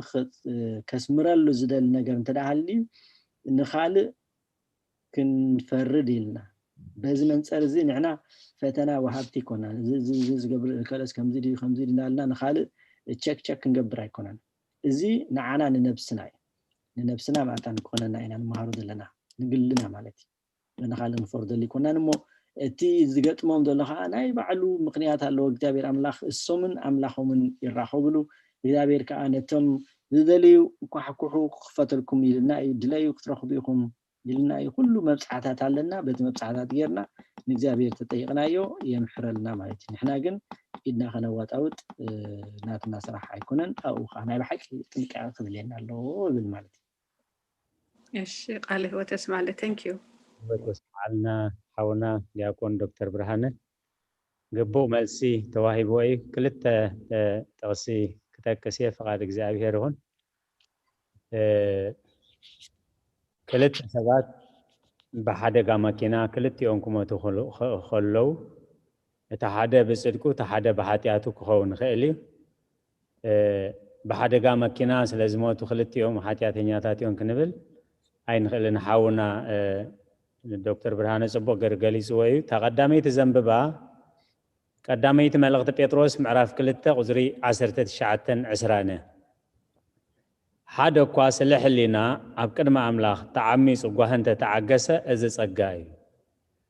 ሓጢያት እናገበርኩም መውቃዕት እንተተዓገስኩም እንታይ ትምክሕት ኣለዎ ሰናይ እናገበርኩም መከራ እንተተዓገስኩም ግና እዚ ቅድሚ ኣምላኽ ቅቡል እዩ ሓደ እኳ ካባኻትኩም ሓሳዊ ብምዃን ሰራቂ ብምዃን ኣብ ካልእ ጉዳይ ነገር ዝዕቱ ብምዃን መከራ ዝጸግብ ኣይሃለኹም ሰናይ እናገበርኩም ከለኹም መከራ ተመጺ ግን እዚ ኣብ ቅድሚ ኣምላኽ ጸጋ እዩ ሰናይ እናገበርኩም መከራ ክትጸግቡ እዚ ፍቃድ ኣምላኽ እዩ ስለዚ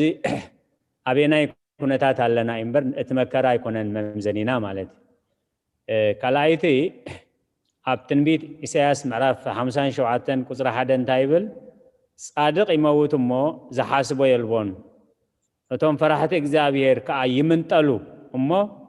እቲ ጻድቕ ካብ እከይ ከም ተኣርነበ ዘስተንትኖ የልቦን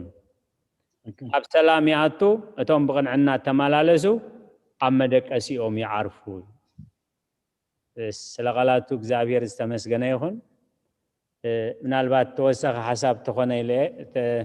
ካልእ ሕቶታት ኣለና መስለኒ ናብቲ ዝቕፅል ክንስዕብ ኣብዚ ርእስቲ ተወሳኺ ሓሳብ ተሊ ቦና ቤቀሽ ወልደ ትንሳኤ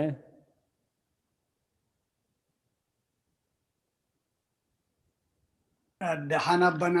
መሊስኩም ማእኹም ግን ኣብታ ቀዳመይቲ ጴጥሮስ ምዕራፍ 3 ፍቕዲ 16-17 ፍቃድ ኣምላክ ከምዚ እንተደለየሲ ካብ እከይ እናገበርኩም ሲ ሰናይ እናገበርኩም ሓሳረ መከራ ክትጸግቡ ይሕሸኩም እዩ እሞ እቶም ነቲ ብክርስቶስ ዝኸውን ሰናይ ኣካይዳኹም ዝጸርፉ በቲ ዝሓሚኹም ምእንቲ ክሓፍሩ ሰናይ ሕልና ይሓልኹም እቲ ንሓጢኡ መከራ ዝረኽቦ ንጻድቕ ግና መከራ ኣይረኽቦን እዩ ኢልና ኣይኮናን ናይ ጻድቕ መከራስ ብዙሕ እውን ዝብለና እቲ ጽሑፍ ኣብዚ ዓለም ተዳዕሪእናዮ ግን እቲ መከራ ብምንታይ እዩ ዝመፀና ዘሎ ሰናይ እናገበርና መከራ ክመፀና ክእል በቶም ሕሱማት ሰባት እከይ እናገበርና እውን መከራ ክመፀና ይኽእል ግንሲ እቲ መከራ ሓጢያት ድዩ ዋላ ሰናይ እናገበርና ኢና ክንፈልጦ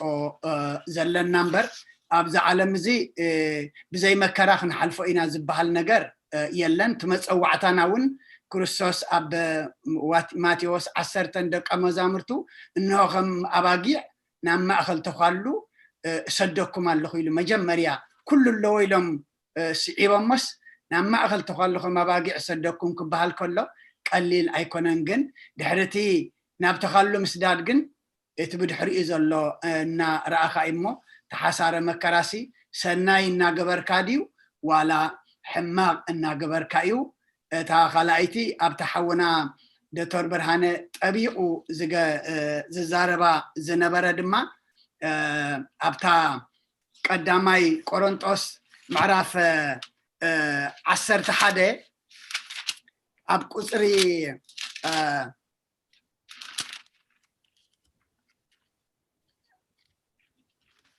ኣብ ቁፅሪ 20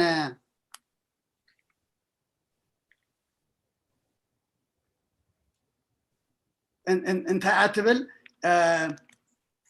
ኣብረ ርእስና እንተንፈርድሲ ኣይምተኾነናን ነርና ሕጂ እዚ ኩሉ ሓውና ክምህረና ዘምሰየ ነፍሲ ወከፍ ኣበይ ኣፕላይ ክገብሮ ዘለዎ ኣብ ህይወት እዩ ኩልና ኣብ ህይወትና ኣፕላይ እንተደኣገርናዮ ኩልና እውን ክንድሕን ኢና ማለት እዩ እዚ ንክስተደኾ ንኸውን ዝበሃል ኣይኮነን እሞ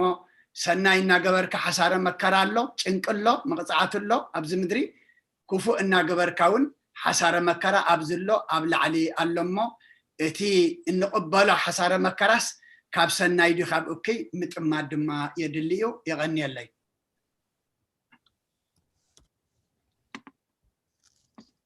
ኣቦና ሂወቴ ምስኣ ትኸይድ ሕቶላትኒ حراي يسمع الله اوكي اتا انا خازلاتنس بزرئخا تفديو حجي زي تقلصو زلهم سي نزي اخ تقلص عليا بزرئخا تفديو ابتي دكتور برهان خقلصلنا خلو اتم قلعتك كله صبق تقدفلو مالكا حجي سي عبد بحلف زلنا يوانسي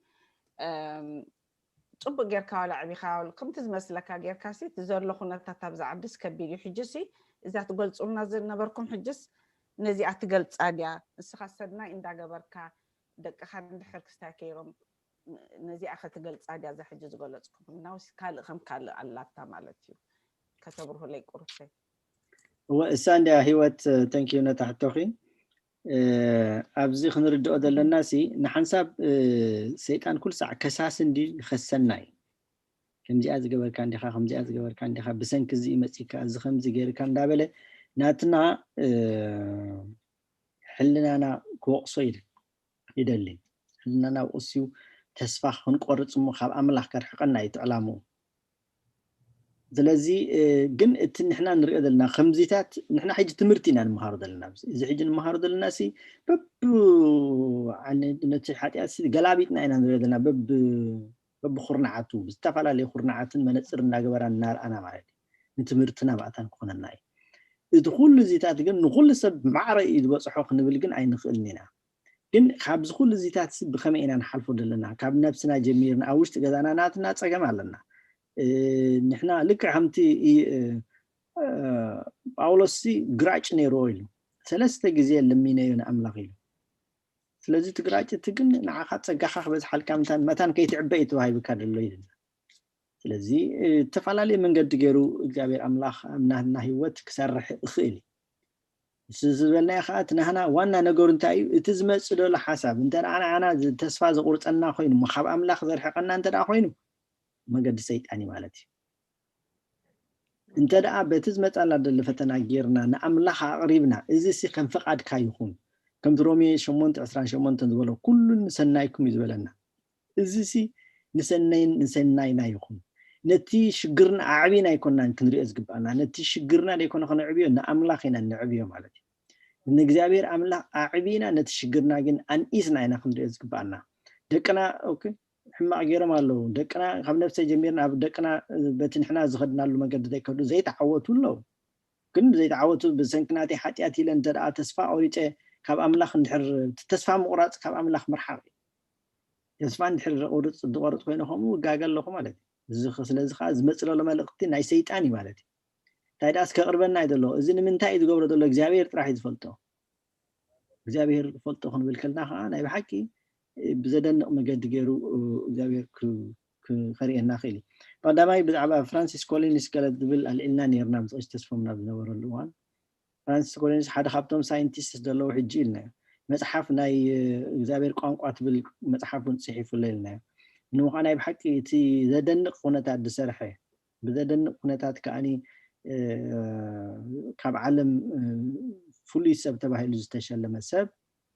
نجزابير أمسجينو نجزابير عبيت كرخلو نتاقوالو جن حد زي فلت سب متيو دفيرواس أوش تجزا خلا عميت واس بو غيرها تنسحيزاس فرانسيس كولينسكن نتتنسد سدد أيدليون زي نجزابير فقادي إلو نتيش قرتي تساويرو نتقول عخاي عبد الله الجمال سلزي بخمس غيرنا نتزمت ناي زيت أن رخصت نبتبق نكيرون كلنا نجزابير كبر خنه هو كلنا أنا بأملاح كقربنا خلو تخكل لنا مالتي كاب أملاح ذا حقنا دبل نجارات كله جن كاب سيطان بمت نجاري مالتي لذي بزين نفسنا نحلنا نتمهرنا نعبنا هنكيد كلنا خاي مغنياتو عيبيتي حتى لنا أنتو إلى نرمى فساو درجات هلو نعبنا هنكيد كلنا نقول قلسنا خنا دحرايو جنا لهم خم واقوت منصر يدر إذا لخيلو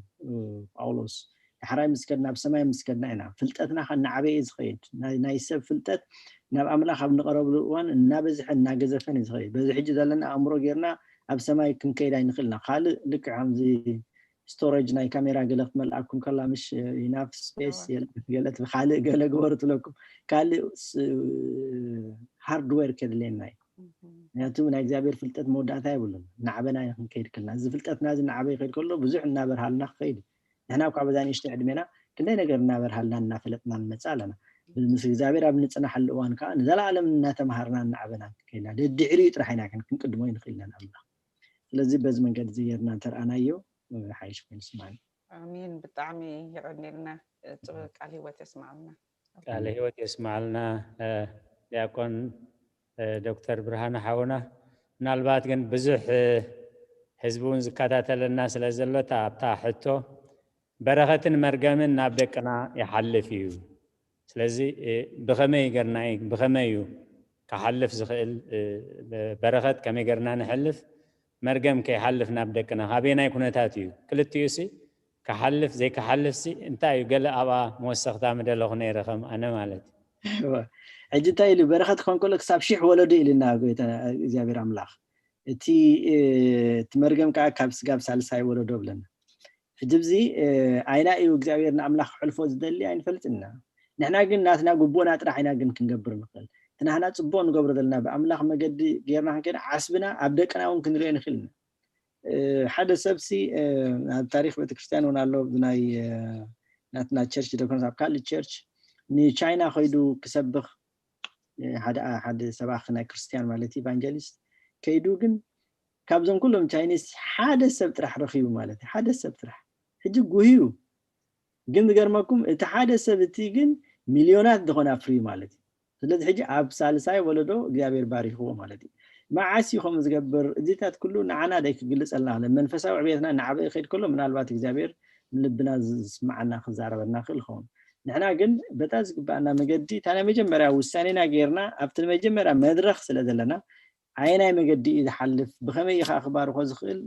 ኩሉ እናገደፍና ተስፋታት ዘለዎ ናይ ኣምላኽ እናተቐበልና ዋላ ኣነ ተዘይ በፅሓን ትበረኽት ናብ ደገ ክሓልፍ ኢልና ክንከይድ ከለና ፅቡቕ እዩ ብኣንጻሩ ከዓኒ ንዓበይ ከይረኽበኒ ኢልና ሕማቅ ክንገብር ከለና ኣባይ ተዘይ ተረኽበ ኣብ ደቀ እውን ክኸይድ ክእል ይኸውን ኢልና ከዓ ፍርሃት ክሓድረና ከሎ እዩ ፍርሃት ክሓድረና ግባእ ሓጢኣት ከይንገብር ኣብቲ ሓደ ከዓኒ ናይ ብሓቂ ከዓ ተስፋኻ የድልየና ማለት እዩ ትፅቡቕ ዝኾነ ነገራት ንገብር ኩሉ ሰዓኻ ተስፋ ከይቆረፅኩም ብዘይ ተስፋ ምቑራፅ ናይ ሰይጣን ስለዚ ከምኡ ጌርና ክንከይድ ከለና እቲ በረኸት ከነ ንመሓላልፎ ንኽእል ኢና ርግፅ ከዓ እግዚኣብሔር ኣምላኽ ከይፈደየ ኣይትርፍን ኢልና እዩ ተማጎቱኒ ምሳይ ኢልና እዩ ስለዚ ክህበና እዩ ብኩሉ መንገዲ ብኩሉ መዳይ ማለት እዩ ንዕኡ ኣድሊፍና ክንበኸልና ኢለ ክምልሶ ክእል ብጣዕሚ ፅቡቕ ዝግባአና ምግባር ኢሎም ምናልባት ኩላህና ብሓደ ክንሕዛ ንደቅና በቃል ብፅሑፍ ብተግባር ብሂወትና ኣርኢናዮም በረኸት እንተሰጊሩ ኣርኢናዮም እንደዘይገረሞ ግን ንሕና ተሓተቲ ይኮናን ምክንያቱ ካብ ጉባኤ ክርስቶስ እውን ይሁዳ ወፅዩ ማለት ካብ ጉባኤ ይሁዳ እንድሕር ካብ ጉባኤ ክርስቶስ ይሁዳ እንተዳ ወፅዩ ከም ዝመሰለ ብዙሕ ከም ከጋጥም ይኽእል እዩ ግን እቲ ዘጋጥም ጉዳያት እቲ መርገም ዝሰግር ዘሎ ንሕና በቃልና ንምህሮ ብግብርና ብናብራ ንነብሮ በበይኑ ብምዃኑ ንደቅና ኹን ንሰዓብትና ኹን ብነዳናግሮም ምክንያት ንዝመፅእ ሰበብ ግን ጠንቂ ግን ንሕና ተሓተቲ ኢና ማለት እዩ ምክንያቱ ፅቡቕ ገይሮም ኣስሚሮም ላለዉ ንሕና እቲ ዝግባአና ክንገብር ዋላ ነቲ መንፈሳዊ ቦነት መንፈሳዊ መሪሕነት ንህዝበይ እቲ ዝግባእ ንገርዎ እቲ ዝግባእ ነጊርኩሞ እንተሰሚዕኩም ንስኻትኩም ምስ ህዝበይ ክትድሕኑ ኢኹም እቲ ዝግባእ ነጊርኩሞ እንደዘይሰሚዕኩም ንስኻትኩም ክትድሕኑ ኢኹም እቲ ምስማዕ ዝኣበየኩም ባዕሉ ብናቱ ጌጋ ክጠፊ እዩ ንህዝበይ ሰኣን ብግብርን ብሓቅን ዝመርሆን ዝምህሮን እንተደኣ ጠፊኡ ግን እቲ ህዝቢ ክጠፍእ ከሎ ናይቲ ዝጠፍአ ህዝቢ ግን ካብ ዶምኩም ክደልየ ዝብል ከቢድ መጠንቅቕታ ኣምላኽ ኣለዎ እሞ ታብ መልእኽቲ ግቡእ ገይሮም መሊሾማ እዮም ንሕና ኣብ ገዛና ኹን ኣብ ቤተ ክርስቲያንና ብቃልን ብተግባርን ብፅሑፍን እቲ ዝግባአና ንግበር ምብቋልን ምፍራይን ግን ናይ ኣምላኽ እዩ ብጣዕሚ ኣቦና ኣሚን ዶክተር ብርሃነ ሓውና መርጌታ ሓውና ኩልኩም ብጣዕሚ እዚኣሲ ኣብዚ እዋን ዘለናዮሲ ብጣዕሚ ፅቡቅ ጌርኩም ገሊፅኩምልና ኣለኹም ብዙሕ ብሕልፍ ብዚ ዘሎ ኩነታት ናይዞም ቆልዑ ሽግር እንድዩ ብጣዕሚ ፅቡቅ ብጣዕሚ ቃል ሂወት ተስማዕሁልና ብጣዕሚ ደስ ኢሉኒ ተንኪዩ ኣሚን ቃል ሂወት የስማዓልና ካልእ ሕቶ ኣለና ሓራይ ቀፅሉ ኣነ ከመይ ምሲኹም መቸስ እንደቆን ዶክተር ትገልጾ ነርካ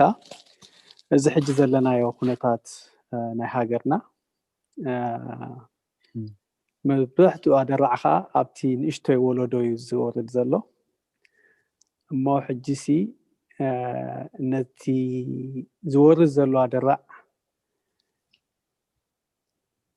ካብ ጥንቲ ዝመፀ ጌጋታት እዩ እዚ ሕጂ ዝግበር ዘሎ ጌጋታት ወይ ጥሕሰት ቤተክርስትያን እዩ ነዚ ኩሉ ዘውርዶ ዘሎ ኢልካ ተኣምን ደው ንምባሉ ኦፍኮርስ እቲ እምነት ምድልዳል እዩ ግን እቲ ቅልጣፈ ጥፍኣትና ወይ ትቅልጣፈ ናይ ወፅዓ ኣብቲ ህዝብን ኣብቲ መንእሰይን ግን ብጣዕሚ ቅልጥፍ ኣሎ እሞ ነዚአን ክልተአንሲ ብኸመይና ከነመዛዝነን ወይ ንዓ ቅሩብ እዚኣ ዶክተር ፅጋቡ ብጣዕሚ ሓያል ሕቶ ኢኻ ትሕቶ እንደለኻ ኣዊሽ ክምልሳተ ዝኽእል ግን እቲ ሰማያዊ ኣምላኽ እዩ ንኩሉ ድሪኦ ናተይ ንእሽተይ ከምዚ ፒን ሆል ንብሎ ማለት ይቻለ ንእሽተይ ሓንቲ ነቐዳድ ጌርካ ትርኢ ዓይነት እያ ንሕና ንርኢ ዘለና ግን ብሰፊሕ ድሪኦ እግዚኣብሔር ኣምላኽ ናቱ ኣካይዳ ኣለዎ ንሕና ግን በቲ ዝውሃበና ጌርና ክንትንትን ከዓ ፅቡቕ እዩ በቲ ዘለና ጌርና በቲ ዘለና ኣብ ኢድና ሒዝናያ ዘለና መወከሲታት ጌርና ክንርኢ ንኽእል ኢና ክንሓስብ ንኽእል ኢና ብዓድ ንሕና ስታ ጌርና እዚ ስርዓት እዚ ከዓ እትኸሎሲ ኣጨብጪብና ዘሚርና ዲናሲ ተቐቢልናዮ ዋላስ ልክዕ ዝበቀቅ ብሓይልና እንዳተባሃለ ልክዕ ከም ኣምላኽ ጌርና ደየምልኽና ኢና ካብ ነብሰይ ጀሚርካ ማለት እዩ ሕጂ እቲ ዝክብለኒ ከሎ ጥራሕ ንስሕ ብሰንክናትና ድኾነ ሓጢኣት ድኸውን ጌርና ብትክክል ሓጢኣት ጌርና ኢና እቲ ክፉእ እሲ ፅቡቕ ኢልናዮ ሓበሬታ ብዘይብሉ ንፈልጦ ብዘይብልና ነቲ ክፉእ ፅቡቕ ኢልናዮ ኣጨብጪብና እንታይ ከደይገበርና ገና ሕጂ እውን ከምኡ ገይሮም ዘጨብጭቡ ሰባት ከዓ ኣለዉ እንተ ብፍላጥ እንተ ብዘይፍላጥ ኮታስ እዚ ዘይበሃል ነገራት ኣለና ማለት እዩ ናትና ከም ቤተክርስትያንና ምንታይ ኩነታት ኣላ ቤተክርስትያንና ንባዕሉ ቆዩ ናይ ቤተክርስትያን ድግመት ይውን ኮይኑ ስማዕ ነታ ቤተክርስትያን ኣየምሃረትን ንባዕላውን ተጨውያን ነብሳ ጥፊያ ንኻልእ ተጥፍኣላ ማለት ስለዚ ዝኩሉ ዜታት ክንሪኦ ከለና ከም ሰብ ንሕር ከፍ ኢልና ነትና ክንታይ ገለ ነርና ካብ ነብሰይ ጀሚርካ ማለት يعني نخنصحሉ ግድል ሕጂ ከም ዝብለኩም ዘለኹ ድዝ ክብለኒ ከሎ ኣነ ዝደገፍዎ ኩሉ ነቲ ክፉእ ስርዓት ሕጂ ንስሓሉ ማለት ንምንታይ ከም ዝገብር ነይረ ይብል ብሰንክናተይ ድኾነ ሓጢያት ጌርና እንዳለ ነብስና ንስሓ እንድሕር ጌርና ምናልባት እግዚአብሔር ምለሰልና ኸውን ሰላም ይምፃልና ኸውን ኢልና ነብል ብሓፈሽኡ ግን እዚ ኢልካ ተሪርካ ክትዛረብ ግን ኣብ ናይ ስራሕ ኣምላኽ ምእታው ስለ ዝኸውን እታ ፍልጠተይ ድሩት ስለ ዝኾነት ልክ አልሐምዱሊላህ ዘሎ በሓንቲ ንእሽተይ ታነል ቪዥን እያ ዘላትኒ ወይ ከዓ ፒን ሆል ትበሃል ማለት ሓንቲ ንእሽተይ ቀዳድ ጌርካ ትሪኣ ነገር እያ እሞ ብዙሕ ክዛረብ ኣይክእልን እየ ግን በቲ ዘለና ጭብጥታት ሒዝና ክንሪኦ ከለና ግን ብዙሕ በዲልና ኢና ከም ሰብ ሕጂ ብዚ እዋን እዚ ክንደይ ንዓይ ጣዕምን እንዳበለ ነቲ ክፍኣት ዝገብር ዘሎ ለይትን መዓልቲ ማልያ ዘይብሉ ሰብ ኣሎ እዚ ዘይበሃል ግብርታት ኣለ ዝግበር ዘሎ ስለዚ ኣፀጋሚ ናይ መን ሓጢያት ይፀኒሕና ናይ ቀደም ድዩ ወላ ንሕና ዝገበርናይ ሓጢያት ድዩ ኮታስ ከምኡ ኢልና ክንዛረብ ኣፀጋሚ እዩ ንሕና ግን ነቲ ዘሎ ከነቕርብ ከም ቤተክርስትያን ኮይንና ነቲ ሽግሩን ከም ሽግርና ቆፂርና ነቶም ዝተኣስሩን ከም መተኣስርቶም ኮይንና ክንልምን ግን ናትና ስራሕ እዩ እግዚአብሔር ከዓ መቸም ኣብዚ ዓለም ዘይውዳእ ነገር የለን ኩሉ ለይቲ ኮይኑ ይነብርኒ ንወጋሕታ ኣሎ ኩሉ ሰዓት ፅባሕ ኣሎ ከም ዝበሃል ማለት እዩ ለይትላ ሕጂ ንኣብነት ፅባሕ ንጎግን ክትመፅያ من ترسائل أخت متسع نحنا نزاليت زي عين احتراين عين قدلا እግዚአብሔር ከዓ ነቲ ኣብ ተዓዲ ክገብሮ ደሊ ዘሎ ይገብሮ ኣሎ ብኸመይ መገዲ እዩ ፅባሕ እንታይ ይኸውን ኣይንፈልጥና ግን ከመቅፅበት ንኹነታት ኩሉ ክቅይሮ ከም ዝኽእል ግን ክንርዳእ ንኽእል ኢና እግዚአብሔር ንኩሉ ይከታተሎ ከም ዘሎ እግዚአብሔር ከዓ በቲ ንሱ ዝበሎ ነገራት ኩሉ ከም ዝኸይድ ንዕኡ ጥራሕ እምነት እንድሕር ጌርና እታ ቤተክርስትያን ሰላም እንድሕር ጌራ ቤተክርስትያን ማለት ንሕና ኢና ካልእ ሰብ ኣይኮነን ዝመፃልና ቤተክርስትያን ማለት ንሕና ኢና እኩባት ሰባት እዮም ቤተክርስትያን ስለዚ ንሕና ብዘለና ኩላትና እንድሕር ብሓደ ሰሚርና ሕጂ እኳ ከም ሃገር እውን ንሰምር ኣለና ተዋሓደ ስለዚ ከምኡ ጌርና ናብቲ ወጋሕታ እንበፅሓሉ እዋን ክንበፅሕ ኢና እቲ ክፉእ ከዓ ክሓልፍ እዩ ክኸይድ እዩ ግን እዚ እቲ ኢልካ ክትትርጉም ግን ኣፀጋሚ እዩ ማለት ዶክተር ፅጋቡ አሜን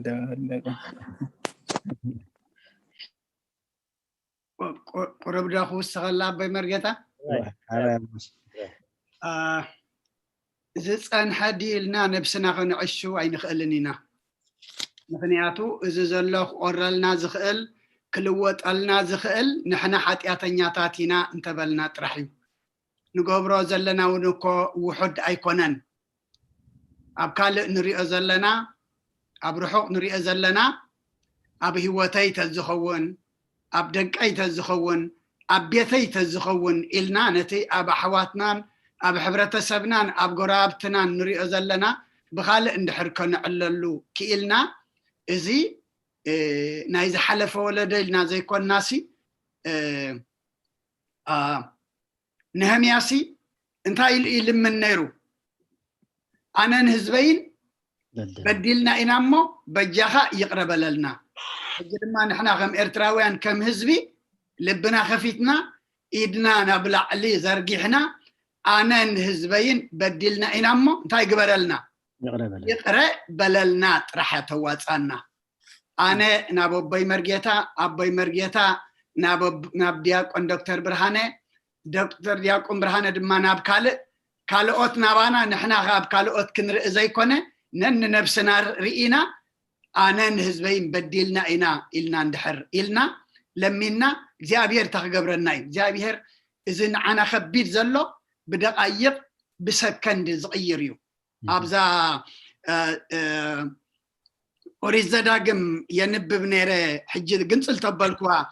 10 ምዕራፍ 28 ቁጥር 30 ሰበይቲ ትሕፀ ግናኸ ካልእ ይድቅሳ ቤት ትሰርሕ ግናኸ ኣይትነብራን ወይኒ ትተክል ግናኸ ፍሪኡ ኣይትእክበሉን እዚ ሕጂ ግልፂ ኣበይ ዘሎ እንድሕሪልና ኣብ ሃገርና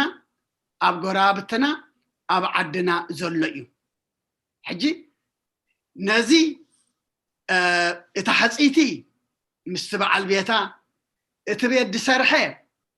ابتو دسرحو اتو وين زتخلون اتو زتخلو خبلعو كنبرلو مس حصيتو كنبرون تدا خوينو نحنا كلنا انت اينا نقبر زلنا ኣነን ህዝበይን በዲልና ኢና እሞ እንታይ ግበረልና ይቕረ በለልና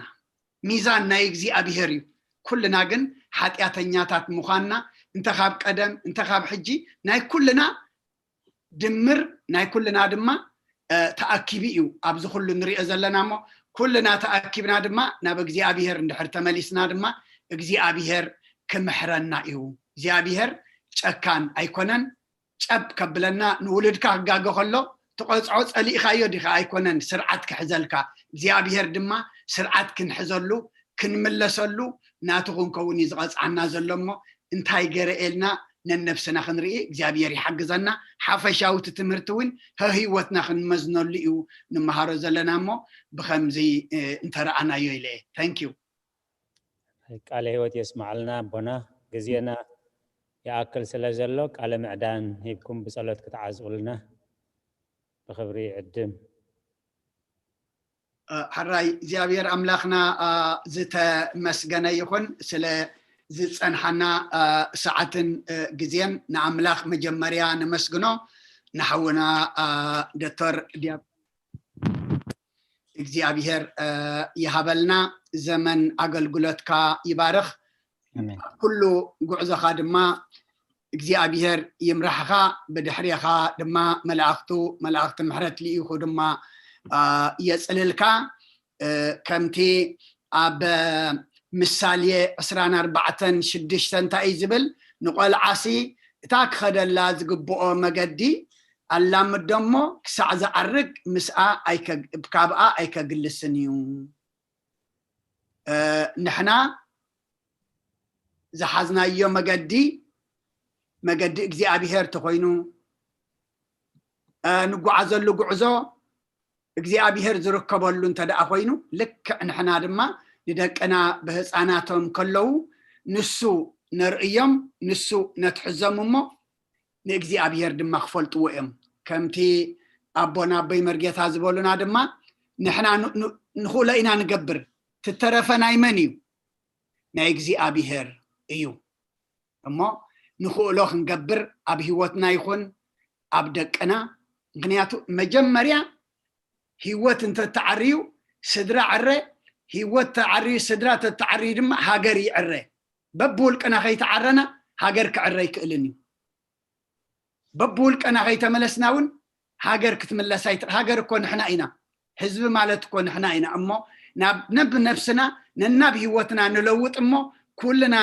ተለዊጥና ኩልና ገጽና ናብ እግዚአብሔር እንድሕር ተመሊስና ኩሉ ህዝቢ በሃገር ደረጃው እንታይ ኮይኑሎ ማለት እዩ ናብ እግዚአብሔር ተመሊስና ኣለና ማለት እሞ ብከምዚ ክንነብር እግዚአብሔር ይርዳአና ደጊመ ሕጅውን ስለቃሉ እግዚአብሔር ምስጋና ይብፅሓዮ ንሓውና ዶክተር ድማ ዕድመን ጥዕናን ይሃበልና ኩልና ድማ እንመሃሮ ዘለና ቃል ድማ እዚ ኣነ ዝዛረቦ ዘለኹ ቃሊ ዝፈርደኩም ኢሉ ጎይታ እሞ ንመሃሮ ዘለና ክፈርደና ዘይኮነስ ካብ ፍርዲ ከነምልጠሉ እሞ ካብ ፍርዲ ምእንቲ ከነምልጠሉ ከም ቃሉ ክንነብር ነቲ ቃሉ ድማ ከነኸምስዖ ነቲ ቃሉ ድማ ክንነብረሉ እግዚአብሔር ንኩልና ይሓግዘና ከምዚ መንፈሳዊ ጉባኤ ዘይብሉ ቦታታት ድማ እግዚአብሔር መማህራን ሂቡ ንዝጠፍኡ ክመልስ ድማ እግዚአብሔር ሰናይ ፍቃዱ ይኹነልና ብጸሎት ክንዓፁ ኩልና ንጸሎት ሓንሳብ ሓፍ ንበል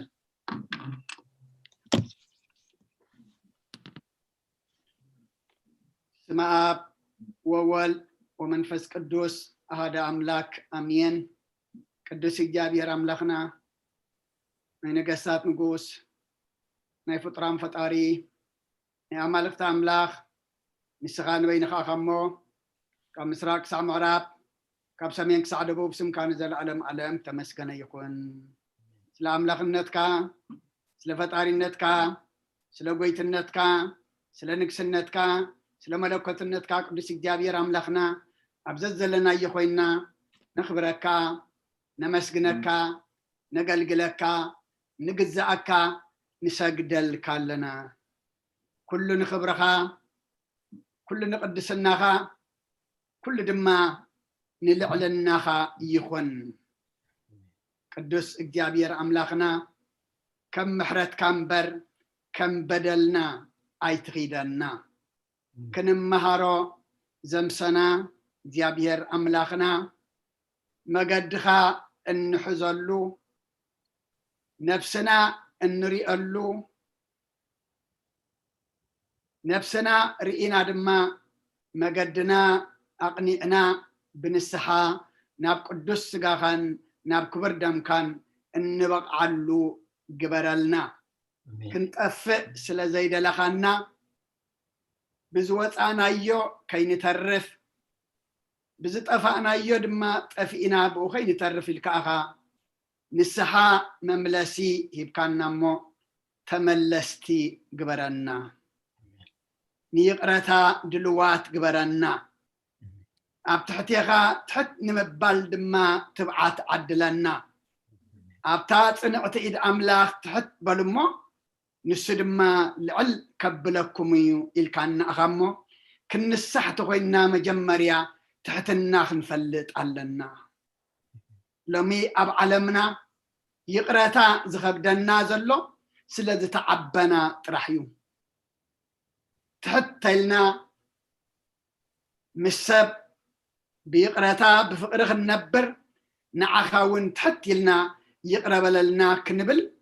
أين حفرني نامو نخلنا ناي تحتنا منفس ألبسنا أنا النت من كماي نعايز مسل يلن أنا بين إيه كم بالد ما أوصانا إجابير أملاخنا بولكنا يخون بهاجر يخون بأكب يخون من كمانا زبلنا له بزحق زيالله من كم إجابير كنبل حجون لبنا عنك حيو نعاز مسل يلن نعاز مسلو قنا هزب على ملي أميم أما نعاخ نمثل نعاخ مسل يلن يلنا دما كنما لالس السغارد عنا إذا بعلمنا وريد زل حمام السغاق أنت اتقلنا فوسا محرتك على أخلنا ترخيبو زلو مدهاني تخون بللنا نخلو خمز بات أحد ما قبرلنا زي أبها قرنان كبابينان زلو زي تشنقنا زي شقرنا عقلنا زي ببلنا زلو دما كله نحنان هزبنان سلازد بدلنا إمو حجون أنن هزبين بدلنا إنامو يقرب لنا أنن هزبين بدلنا إنامو يقرب لنا أنن هزبين بدلنا إنامو يقرب لنا في النسم عوزل لنا ورا وقئن ورا حماق ورا عمس ورا السرقي ورا كله كفاءات ورا قتلات إجابير أملاخنا بصبو بورا سلام بورا حقوس كير لنا إجابير أملاخنا سب كبرين عغاز مسلي جن سب سبي كبر كنسو ننسسا مسألة كم زبل قال أملاخ سب ننسسا مسألة سب نخم سب زج أكنلو سب نخم سب دماز حصرلو زماني نازل لنا مو نقدم قدم كله سب قبرنا أنا نسب وين كم سب كنت أمتو أمرنا أسفحلنا نتوم زموت زلو من قص غورسلنا نتوم حميمم زلو فوسلنا نتوم أكلهم وديلهم تسيرهم زلو سبارهم تأجن قسلم فوس سقايا مقلل نتوم كابيتهم وطيم أفقدو فحلم زلو دما أخاخا بفتر اللهم بيت كنم سلال كنم قدس الجابير أملاخنا إذا كلنا إنسسا نجر كم عمز إسب أو نسمعه نريء زلنا دما إجابير أملاخنا نلب كلهم إجابير أملاخنا نلب كلنا السخا تنكف تعينا نقبر زلنا لنا كم سب كنحسب عوشتنا نعخاخنا أمت أبحلنا نادما نعخاخنا نقس سخارد عنا حجون دقي منا سب قبرنا أملاخنا سب قبرنا كاب قدس مرقري والسماء بركات ردي اتقفلنا بناي دينا قدس رنجل مريم مالادنت بناي ملائكه ترادأنت بناي نبياتنا ورياتن صادقانن سمايتاتن صلوتاي تفلينا سلاماويت معلتو علكنا اخنا مسجنكا سلاماويت ليت دم حضرنا اب سمايات تنبر ابونا سمكا يقدس منغستك تمصا فقد كام تاب سمايكم دمام دريكم عائلة انجرانا لما هبنا احنا نزودلنا بدلنكم زحدقنا لهم بدلنا نعسانا وندقلنا فبفاد احنا نمبر فتنا يتأتونا انقستنا حيلين كبر نزل علمنا تكاين امين اوزت يا مريم بناك قدس جبريل ملاك سلام تا سلام لك محلنا خد انقليخ بسقاهون دنقليخ عدا إجابير سوات كويتا سراوي سلام لك له سخيكا وانس برختيخي ركر سغون برخيو وملئتا تسقا إجابير مساخيو وفستي دس بالكي حتيات ناصر يلنا نفتو ودخي يسوس كريستوس منتانا محرت لمن لنا آمين يفتح ويشرق جينا أملاكنا ودان نيس كريستوس كانيكا كانا سرات يادم ساسي أبا سوال دولو بركساتي بران أنتم أبويا كانت وابيا ديكونات روان سايرو قص أنات ببسمكم كونو فتانون تحانا يرسيان استقلوان سمات ديو مهار النكسوس مال عصب تغلتك ديو مهار النكسوس ديو مهار النكسوس ديو مهار النكسوس ديو مهار النكسوس ديو مهار النكسوس ديو مهار النكسوس ديو مهار النكسوس ديو مهار النكسوس ديو مهار النكسوس ديو مهار النكسوس ديو مهار النكسوس ديو مهار النكسوس بزحلفة محرنا بزمص المحل ونا بقفن منفس قدس بنتك جتنا مريم مهار النكسوس مال عصب تغلتك بنتك تمان نكسوس بنتك تمان نكسوس بنتك تمان نكسوس بنتك تمان نكسوس بنت أجدتنا مريم مهار نكسوس بنتك تمان نكسوس بنتك تمان نكسوس بنتك تمان نكسوس بنتك تمان نكسوس بنت أجدتنا مريم مهار نكسوس بنت أجدتنا مريم مهار نكسوس بنت أجدتنا مريم مهار نكسوس فليتكم بدفرات كيف فلتكم بشحتات كل زجبركم ما እግዚአብሔር አምላክ ከማእሰር ኃጢአት ፍታሕኩም ጸጋ ጎይታና ኢየሱስ ክርስቶስን ፍቅረ አምላኽን ሕብረት መንፈስ ቅዱስን ምሳይን ምስ ኩልኹምን ይኹን ስለ ኩሉ እግዚአብሔር ምስጋና ይብጽሐዮ ብሩኽ ለይቲ ይግበረልና